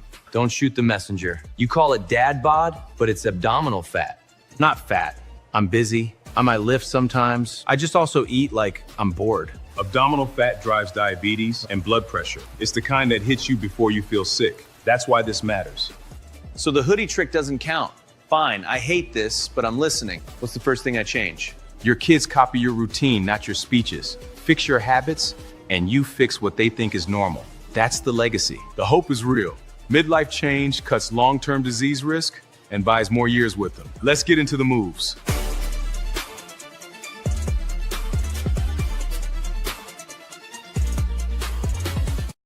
There we go. Hour 2. I knew. We were going to have one mistake in the first hour. Good job, Kai. It's all good. Hey, good morning, everybody. Welcome back. Hour 2.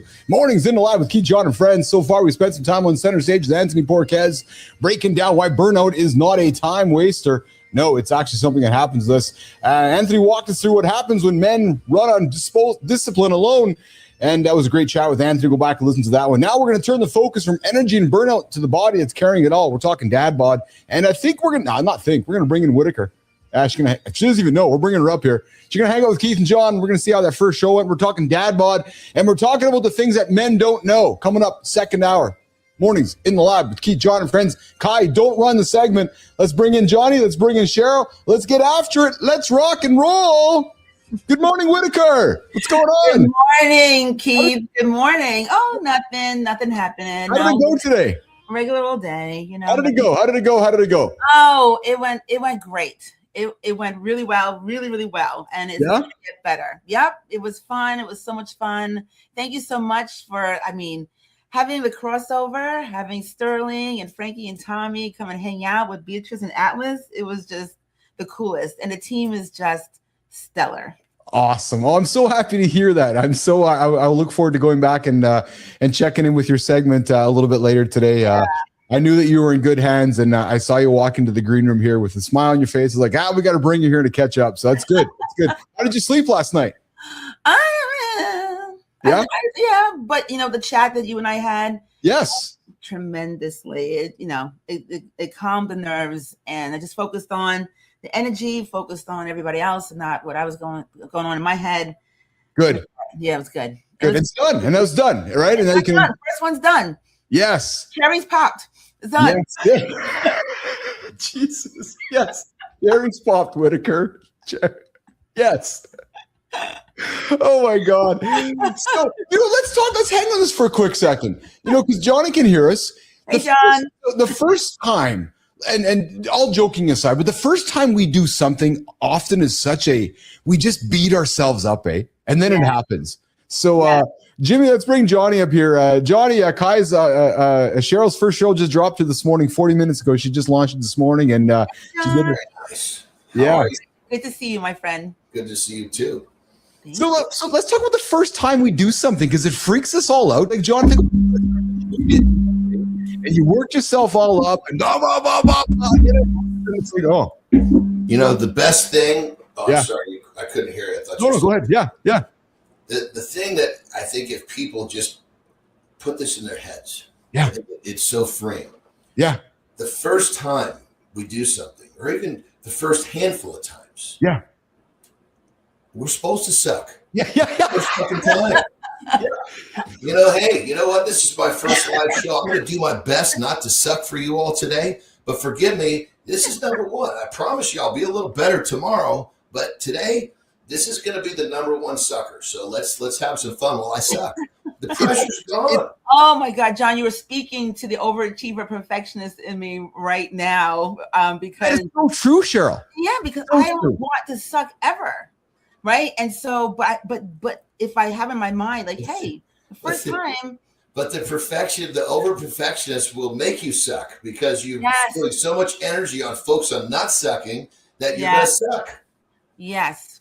Preach it, dude. Yeah. Well, and then we all waste so much energy worrying about sucking. So people go. So Cheryl, I know you've done speaking gigs on stage. Johnny, I know you have as well, and many people do. Right? We all get worked up for the presentation. It's everything is all hooey fluey. Yet everybody in the audience is feeling the same thing as you. Yeah, they're rooting for you, right? Right. So it's like if John went up there and said, "Hey, everybody, I'm going to suck right now, just to tell you guys, I'm going to suck." Everybody's going to go, "Oh." Yeah.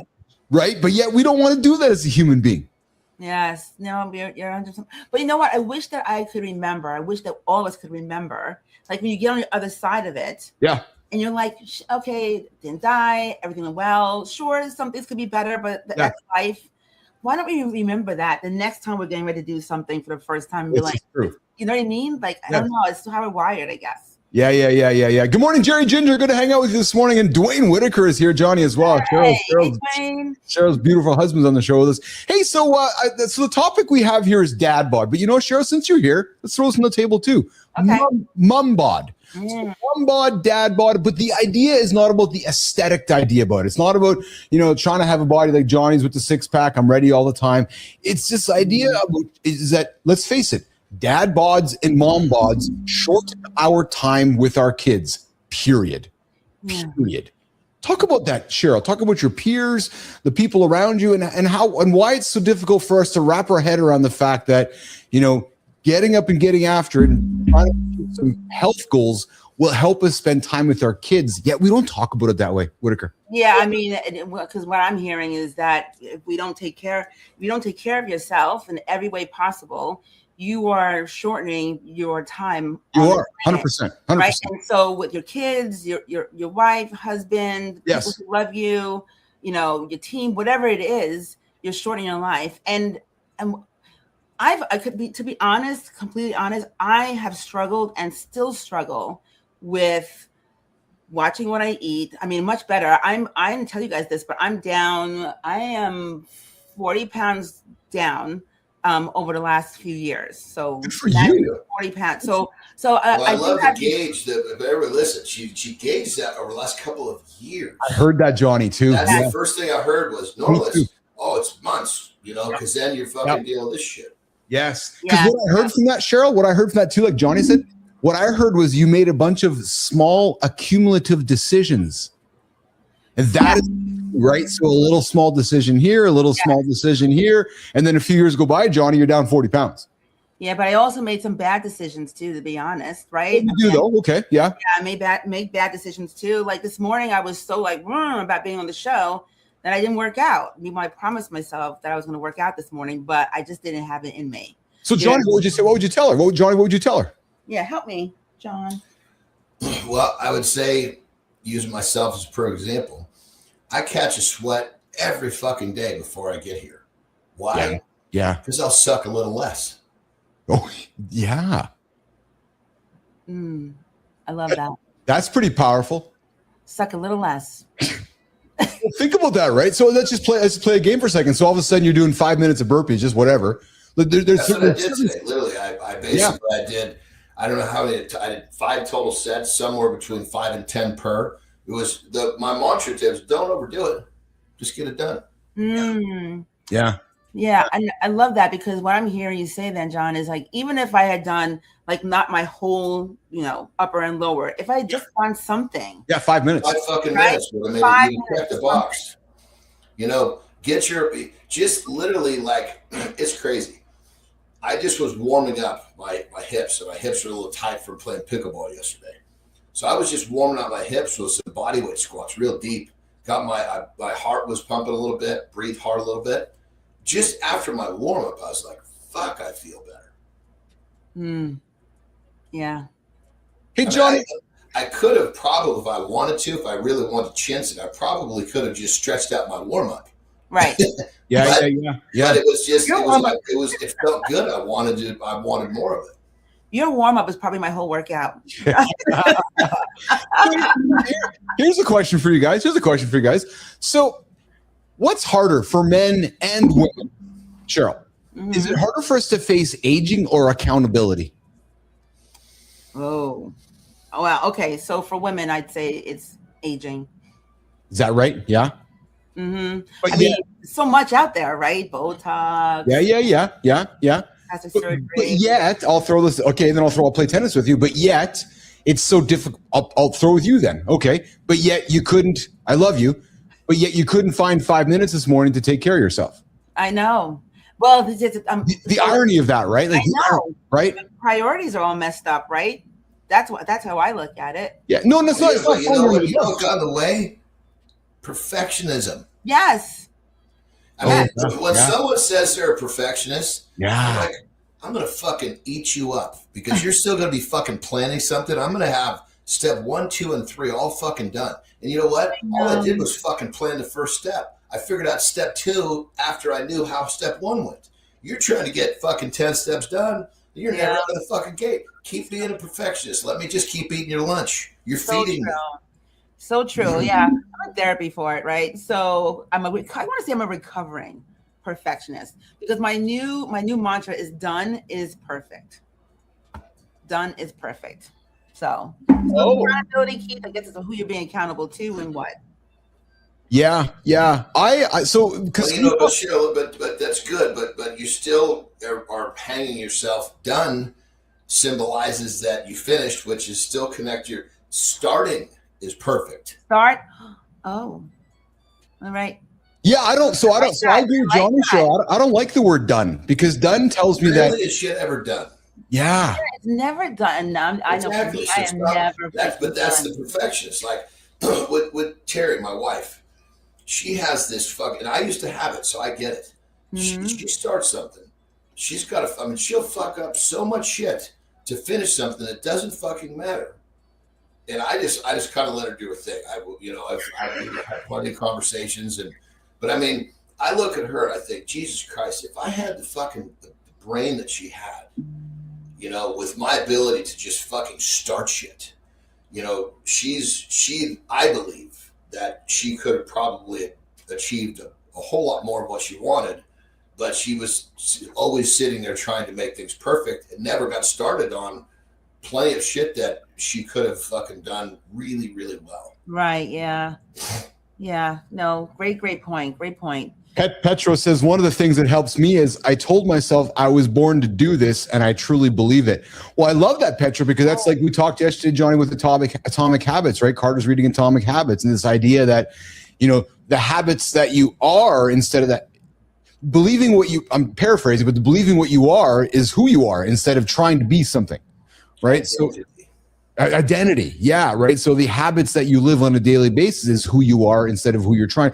And it's kind of like sometimes we grew up with dress for who you want to be instead of who you're trying to be.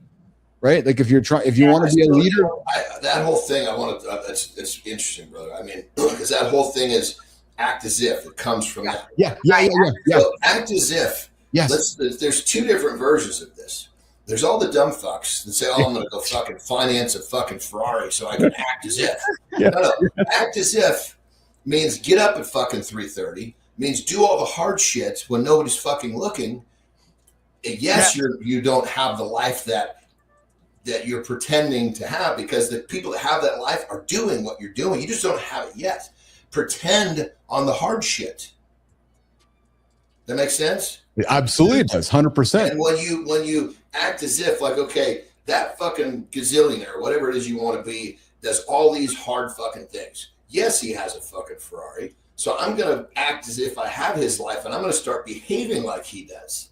Versus, I'm going to go fucking, sell my fucking God knows what to get that Ferrari. Get the Ferrari. Mm-hmm. It's the whole idea. It's the weak-minded bitch that decides to take the easy route and pretend, and then, I tried that and it didn't work. Well, of course, because you took the easy route. Yeah. No, I completely hear you. But I got to just give a little bit of love to Petro for his comment, because I'm going to hold on to that, John. I'm going to hold on to that. This is where I'm supposed to be. This is what I'm supposed to be doing, and believe it. I was born to do this. Yep, I truly believe it. And tomorrow you're going to suck a little less, and that's all you need. I am looking forward to sucking a little less. Yeah. And tell everybody that. Hey, Dwayne's got a comment. Dwayne definitely has. He's always way to success. Yeah, according to Dwayne Whitaker, quote of the day, Johnny: "Suck your way to success," aka Dwayne Whitaker this morning on the show. I'll tell you who was not sucking away to success. A couple days ago at the Grammys, an epic moment happened. I just got to put it on here quickly that we can all just lean into quickly. Hey, Kai, drop this on the screen, man. This was epic. And to see this moment happen in real time was kind of one of those wow.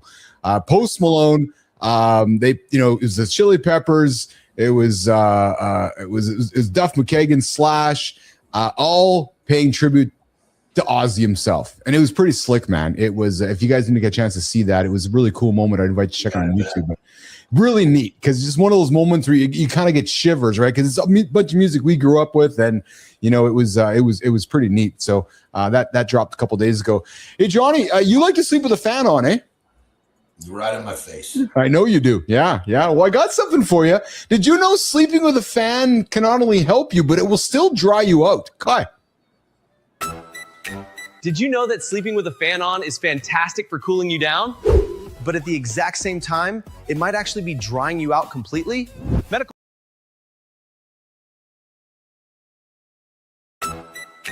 Did you know that sleeping with a fan on is fantastic for cooling you down?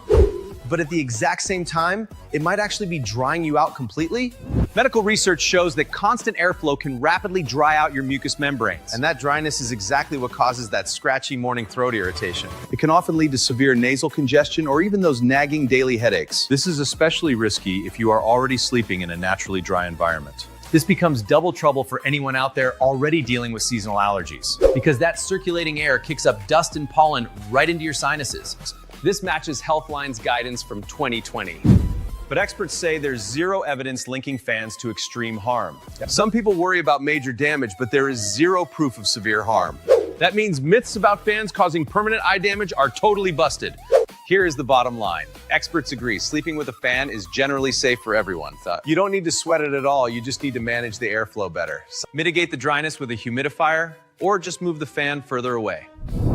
That's your Did You Know? Back to Keith and John.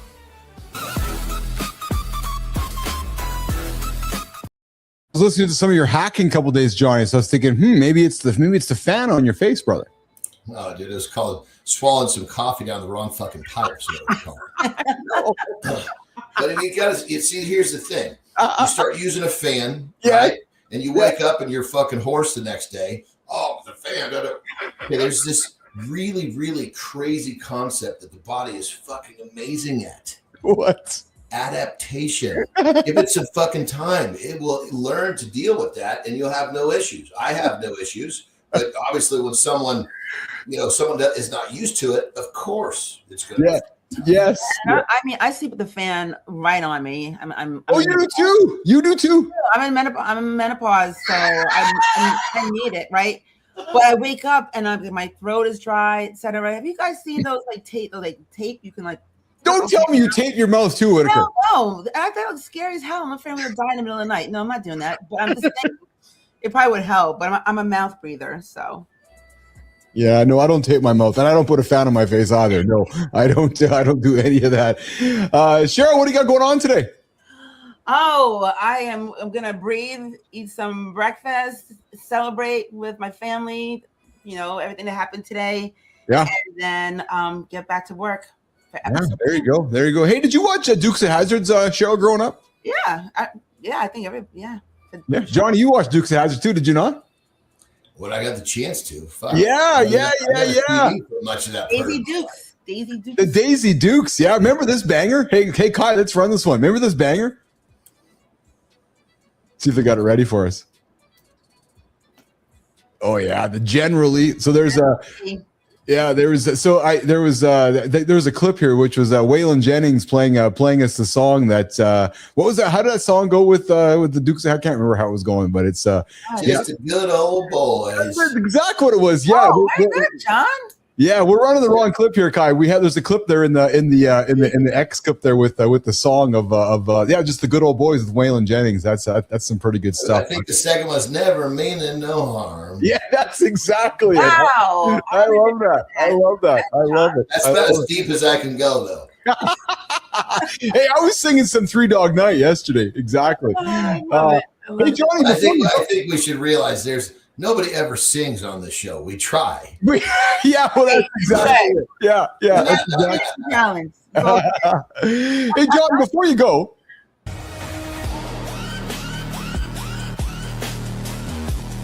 Hey, John, before you go, live TV got real fast. A host joked wrestling was fake. That's the kind of joke that ages badly. What happened next? A massive wrestler demonstrated a body slam. So the lesson is simple. If you call something fake, don't be shocked by the receipt. Hey, John, give him the rule. Run your mouth carefully and respect physics.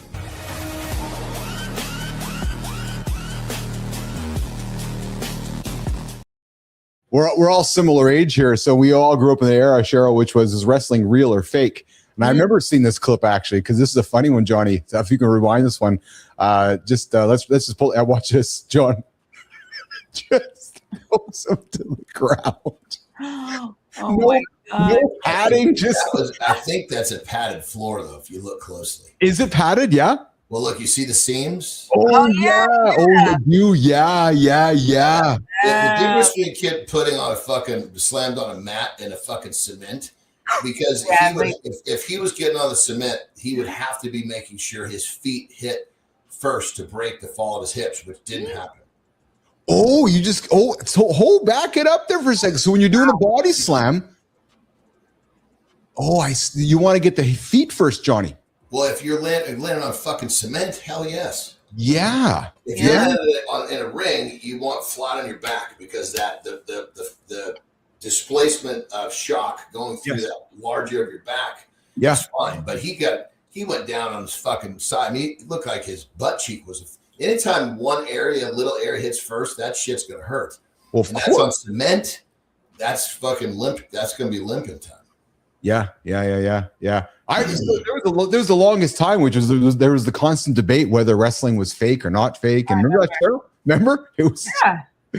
I think it's still going on, isn't it? No, wrestling's still going on, but it's not fake. It's all. Listen. I think wrestlers are some of the greatest athletes, stunt performers. Like the work they do. It should have been explained like this. Look, it's a very physical play. The play's already been written. Yes. Actors are carrying it out. Right. So is the play real? Yes, but it's already the storyline is predetermined. Oh, I like that. A physical play. Put it too. I like that too. Yeah. It's physical story. The whole fake or not, what are we talking about? Are we talking about that people are getting dropped? That's not fake. Fake is the fact that predetermined, just like a play. Right. The actors are following the fucking script. Dude, that's fucking brilliant.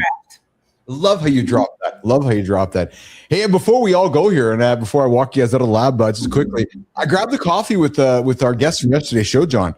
What an interesting fellow, man. After the show, like his demeanor continued. Alan Baker, right? And he never dropped any names of people that he worked with. He didn't do it on the show. Didn't even do it with me after. But man, so I don't know. I didn't realize this, and Anderson, I don't know if you picked up on it either.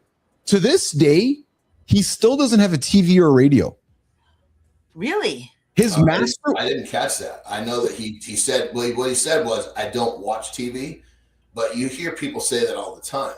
When he was a teenager, he had a master, one of his gurus or masters said to him, I challenge you to not watch TV or radio for 1 year. He's like, I did it. He goes, it changed. I realized how powerful it was. Wow, that's incredible. He said it changed my life. And he goes, from that point on, I decided not to watch TV or radio. But get this. So he's in the protection business, right?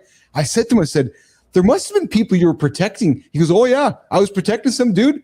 And the guy's like, you mean you don't know who I am? He's like, no, I have no clue who the fuck you are. He goes, I play a superhero on TV. And he goes, I had no clue. So I found it hilarious, right? Because Johnny, to your point, some people just keep their heads down, do their business, don't care about what's going on around them. And he was one of them. I really admired that because like the last fucking thing that a guy that's on regular TV or a fucking news show wants is some fucking goddamn guy that's going to protect him. Yeah. Fucking looking at him with starry eyes. Yeah. Well, that's exactly it. Yeah. You don't want to be starstruck when you're supposed to be protecting somebody, right? Yeah. So I really appreciate that. Yeah, Alan Baker was great, man. Talk about a glitch in the armor. Jesus I know. Christ. Yeah, it was great, and so was Brianna Bass yesterday too. She likes feedback. So I said to her yesterday, I said your show. She said, "How's my show yesterday?" I said it was great. No more feedback for you because it was I good. was thinking what we need to do with her, brother. Yeah, I think we need to ask. I mean, I think it would be very. I mean, I'm curious. I'm sure you are too. But audience, we should need to know more about her. We don't know much about her.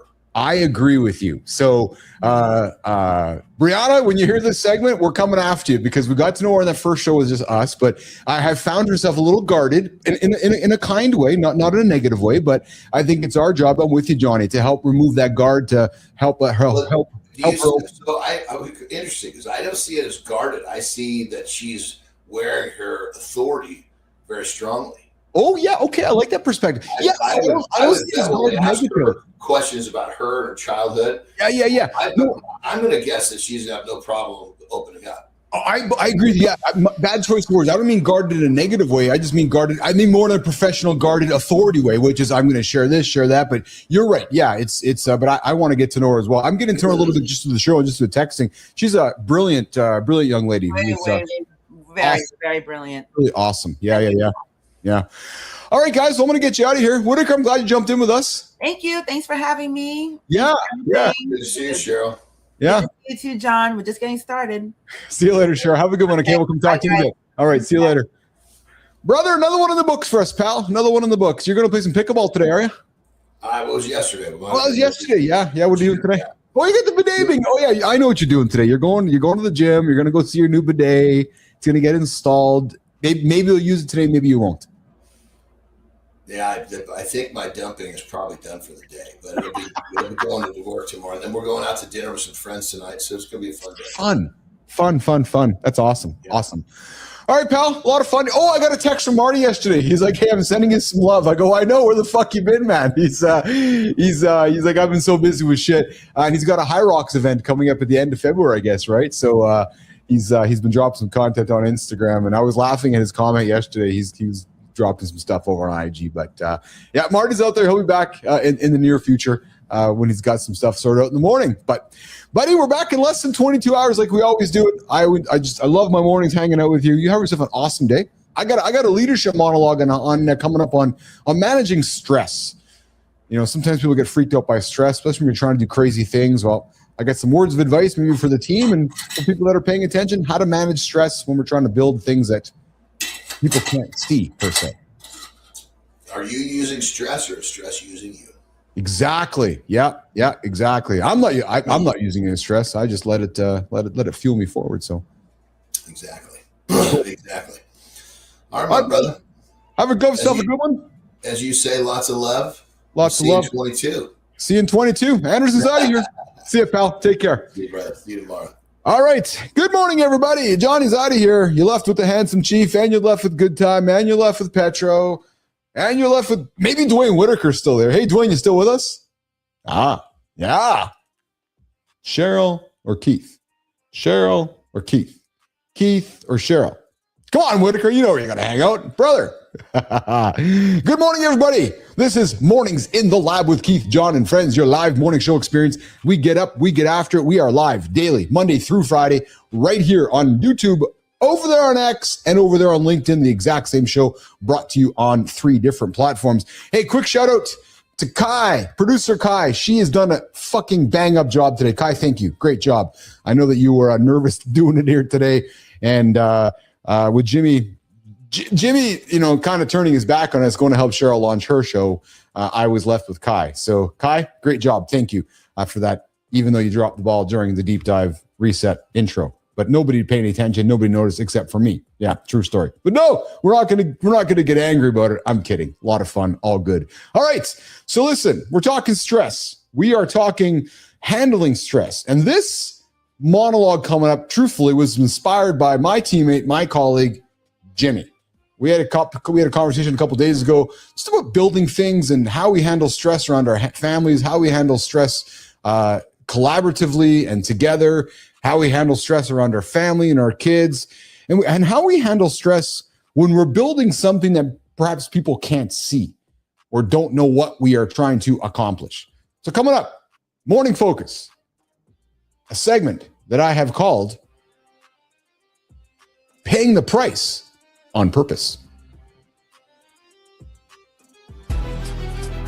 Stress isn't the problem. It's the receipt. It proves you're carrying something that matters. Facts. The meetings aren't the weight. Yeah. The weight is the demand to be different. That's why it feels lonely. It's invisible work. People only clap after it works. And you're making calls with half the facts. Still smiling. Inside, your nervous system's doing laps. You switch from leader mode to dad mode fast. That whiplash is real. Stress is energy without a plan. Give it a plan. Yeah. Pay the price on purpose.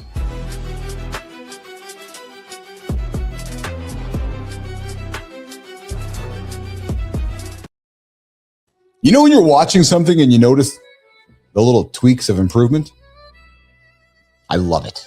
I love watching little 1% of improvement because I can see it, team. I can see it and I fucking love it. Great job, you guys.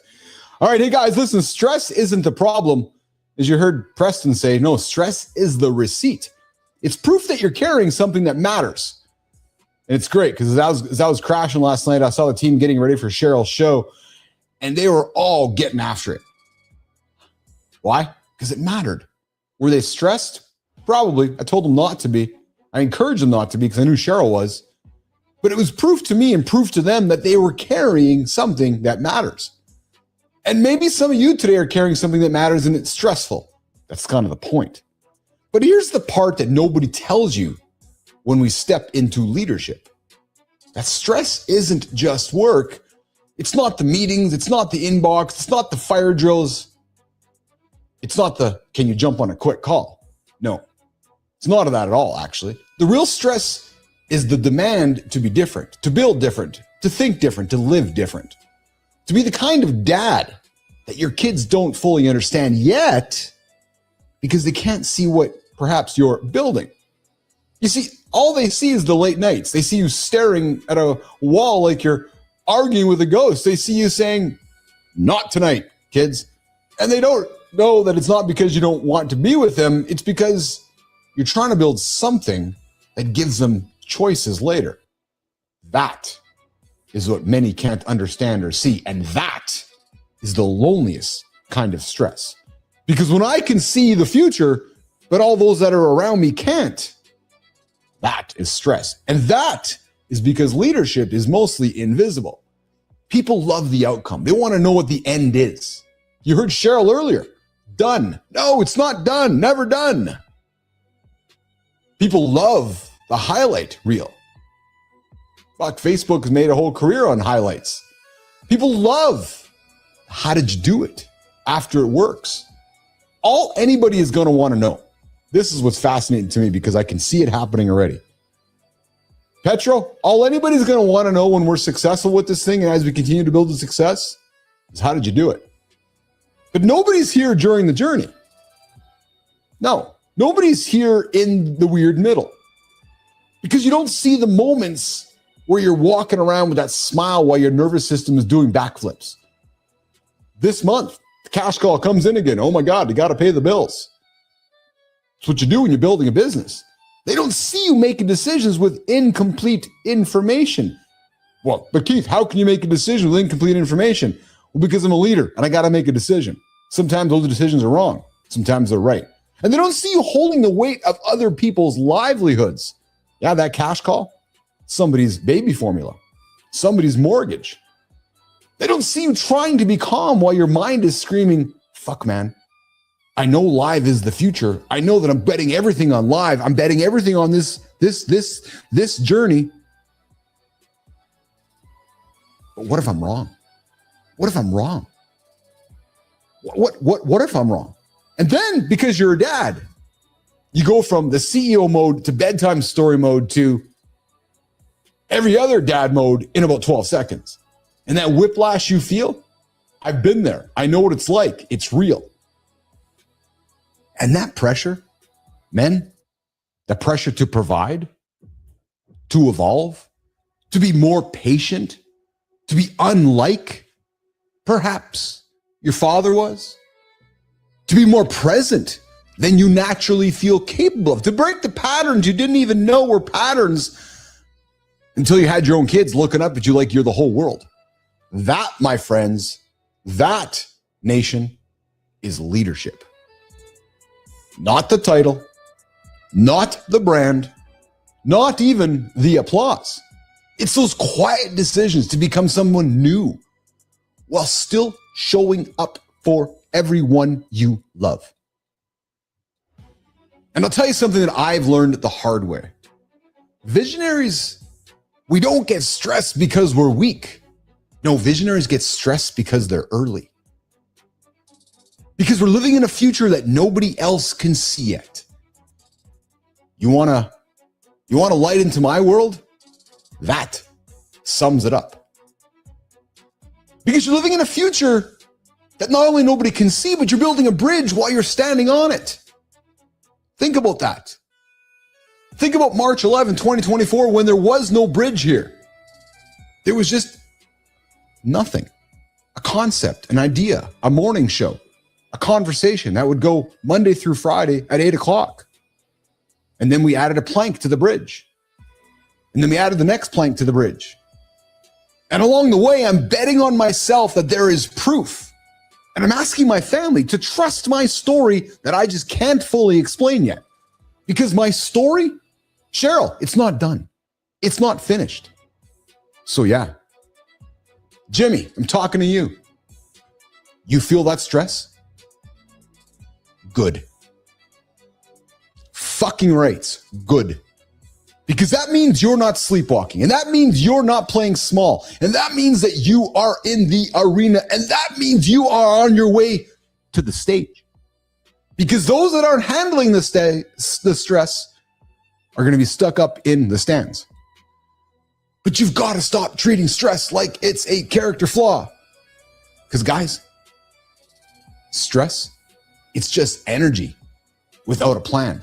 So my invitation is this: give that stress a plan. Turn it into structure, turn it into rituals, turn it into action. That anxiety you feel when you get up, replace the anxiety with action. And when you feel that familiar weight in your chest, you know it, I know it. I have it at the start of every single month. I warned my beautiful wife on February 1st. It's the new month. I'm at a race against to March 1st. I got cash calls. I got people to pay. I got a vision to uphold. And it's that weight on my chest when I look in the mirror and I say, I don't know if I can do this. But you know what I do? I answer my own mirror like a leader.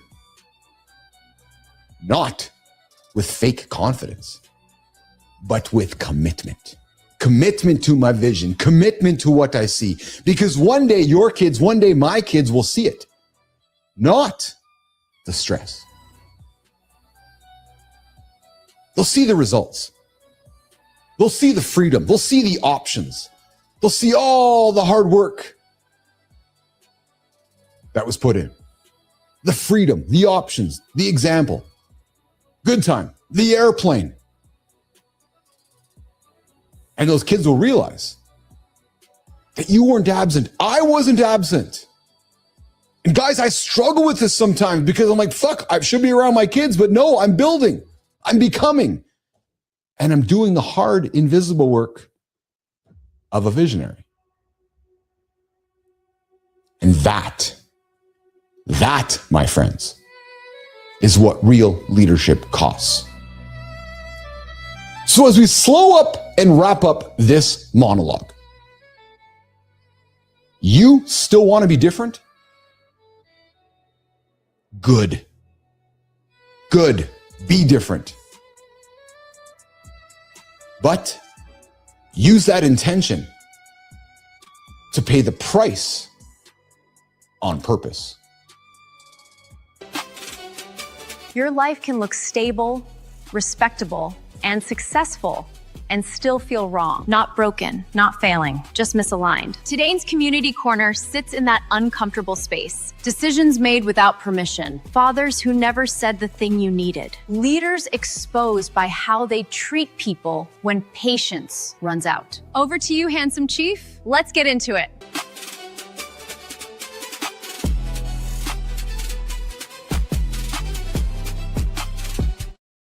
There we go. So I don't think that clip ran there, but it kind of ran. Hey guys, did it run?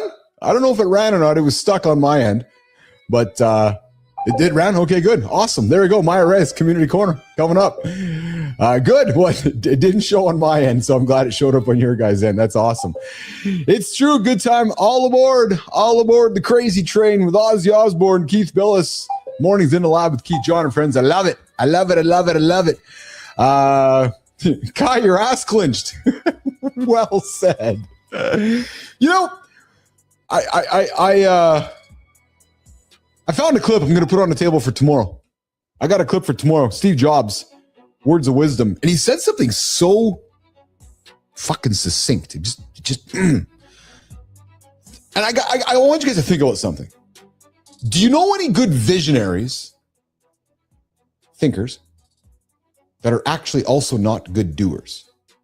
That might be one of the biggest discoveries I have found recently. Ask yourself this.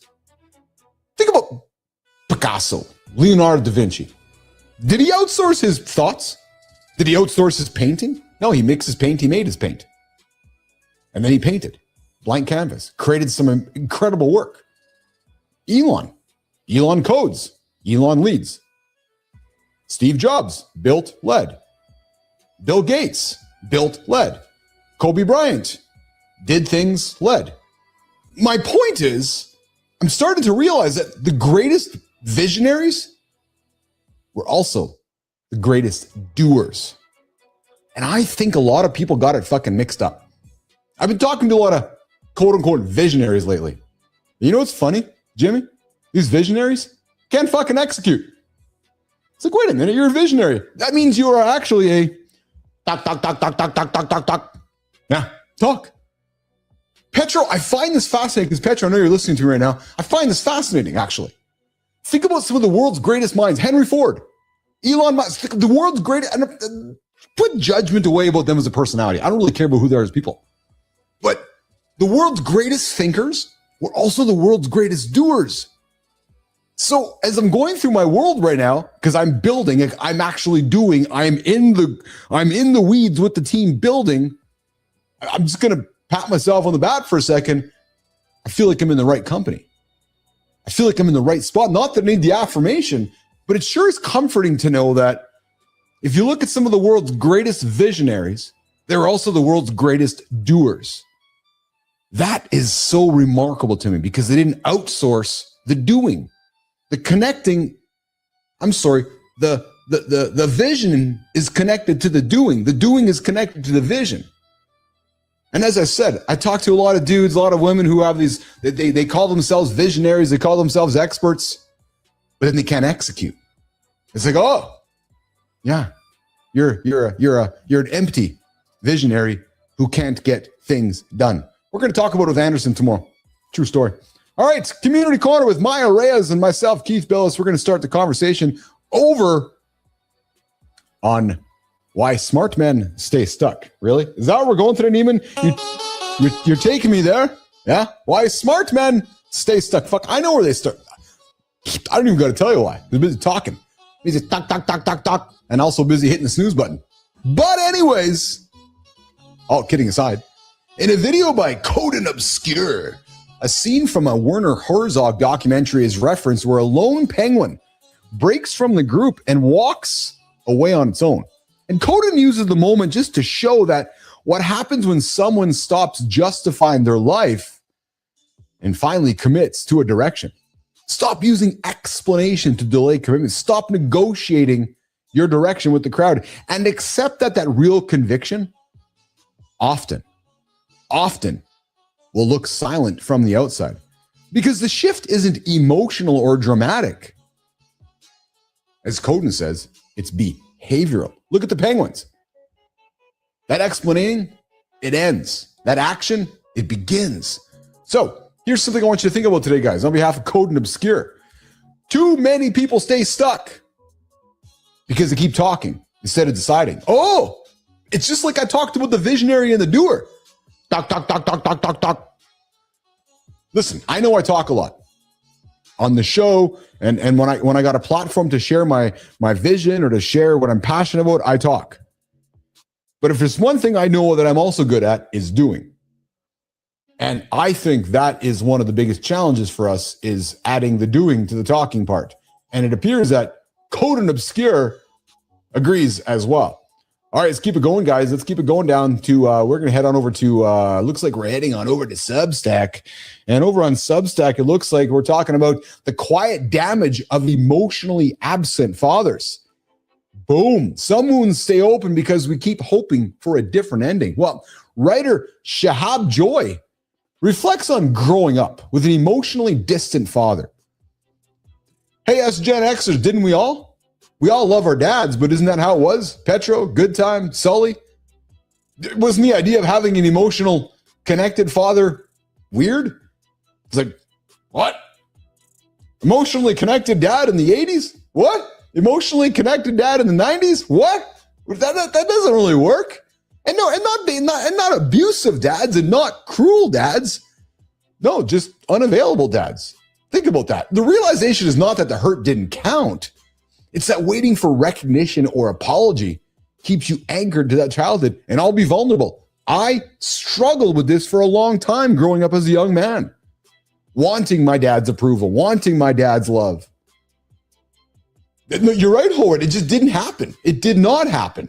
There was Howard, could you imagine having emotional vulnerability conversations with our parents in the 80s or 90s or saying to your dad, hey, dad, why aren't you emotionally vulnerable for me? You'd be like, what the fuck? That's why I found Holroyd. It was so fascinating when we had our guest on the show, Michael Cantrell, the guard, the prison guard, the Gen X prison guard, who talked about the superpower he discovered about emotional vulnerability. I'm like, yes, fascinating to me, man.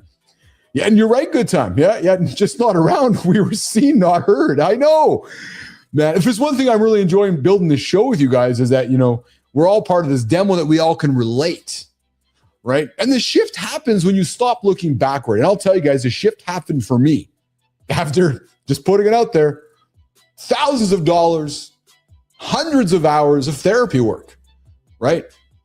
Deciding how I wanted to show up moving forward, not leaning into some of the emotions I wanted from my father from the past, right? So, you don't need your father to become someone else to move forward.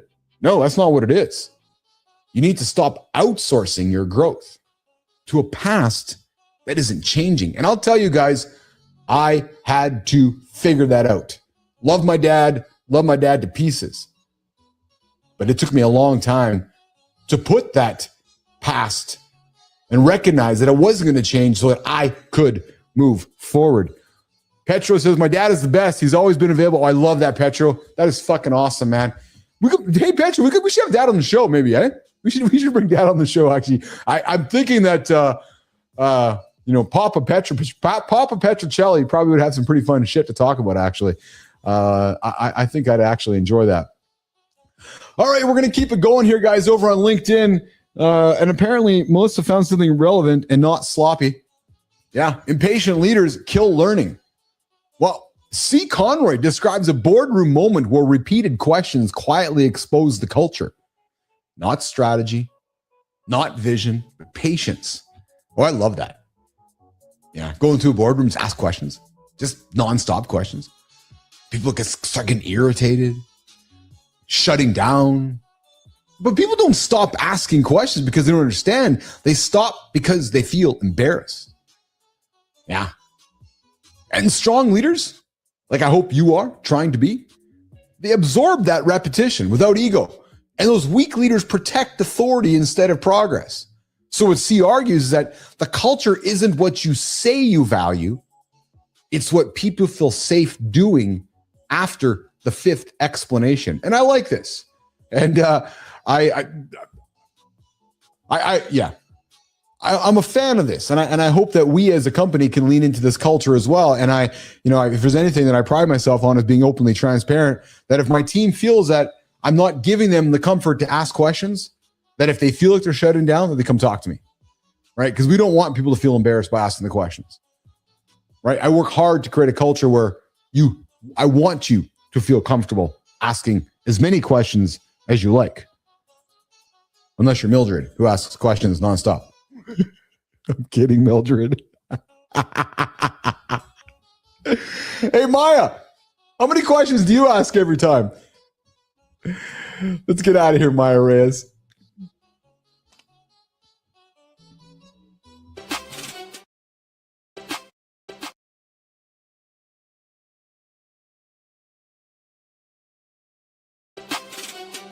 There you have it, fellas. Knowing this doesn't change anything. Acting on it does. Where you keep explaining, where you keep waiting, and where you lose patience instead of taking responsibility. Where are you taking ownership first?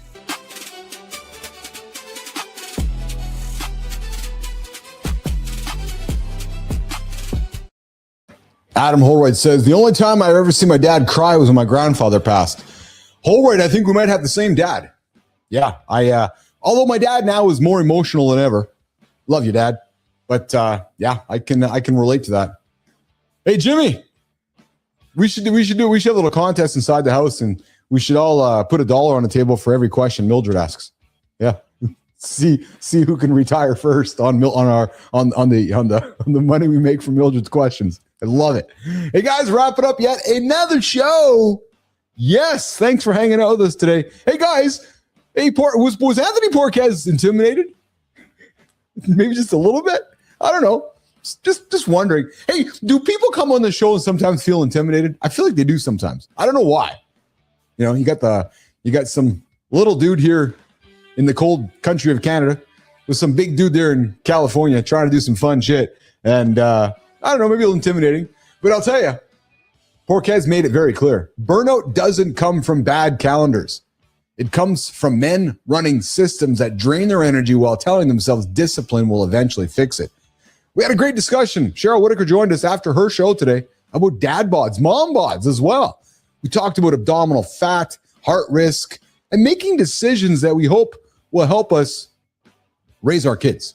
Not worrying about the abs, not worrying about the great quads or the great chest. It's about hanging out with our kids as they get older and their grandkids. We even talked about how, raising our grandkids mentally makes us sharper. There's some research showed that at the top of the show. Cheryl Whitaker dropped in to talk about launching her first live show on our network. It starts with Joy. She gets after it every single day live at 8:30 Eastern time right here on the Mornings in the Lab live network. We got in some trending topics. Lizzo, Serena Williams, dad bod stuff. Grandkids may help grandparents with memory. Tomorrow, from broken kid to elite warrior, Dawn Mann on pain, discipline, and never quitting. Retired Navy SEAL, New York Times best-selling author, and a man who chose suffering on purpose and built a life around discipline, endurance, and responsibility. Guys, we're talking pain, we're talking standard, we're talking why resilience still matters. And the topic of the day is one that's going to challenge a lot of parents. Gentle parenting is failing. We're going to talk about it tomorrow on what might work in 2026. So guys, get me out of here. Let's get after the day, nation. And hey, we will see you. No, Cheryl goes every Wednesday. Did I say every single day? Yeah, every Wednesday, live, 8:30, right here on Mornings in the Lab. All right, guys, we'll see you guys tomorrow, less than 22 hours. Kai, thank you. Jimmy, thank you. Melissa, thank you. Kai shit in her pants. See you guys tomorrow, live right here on the network.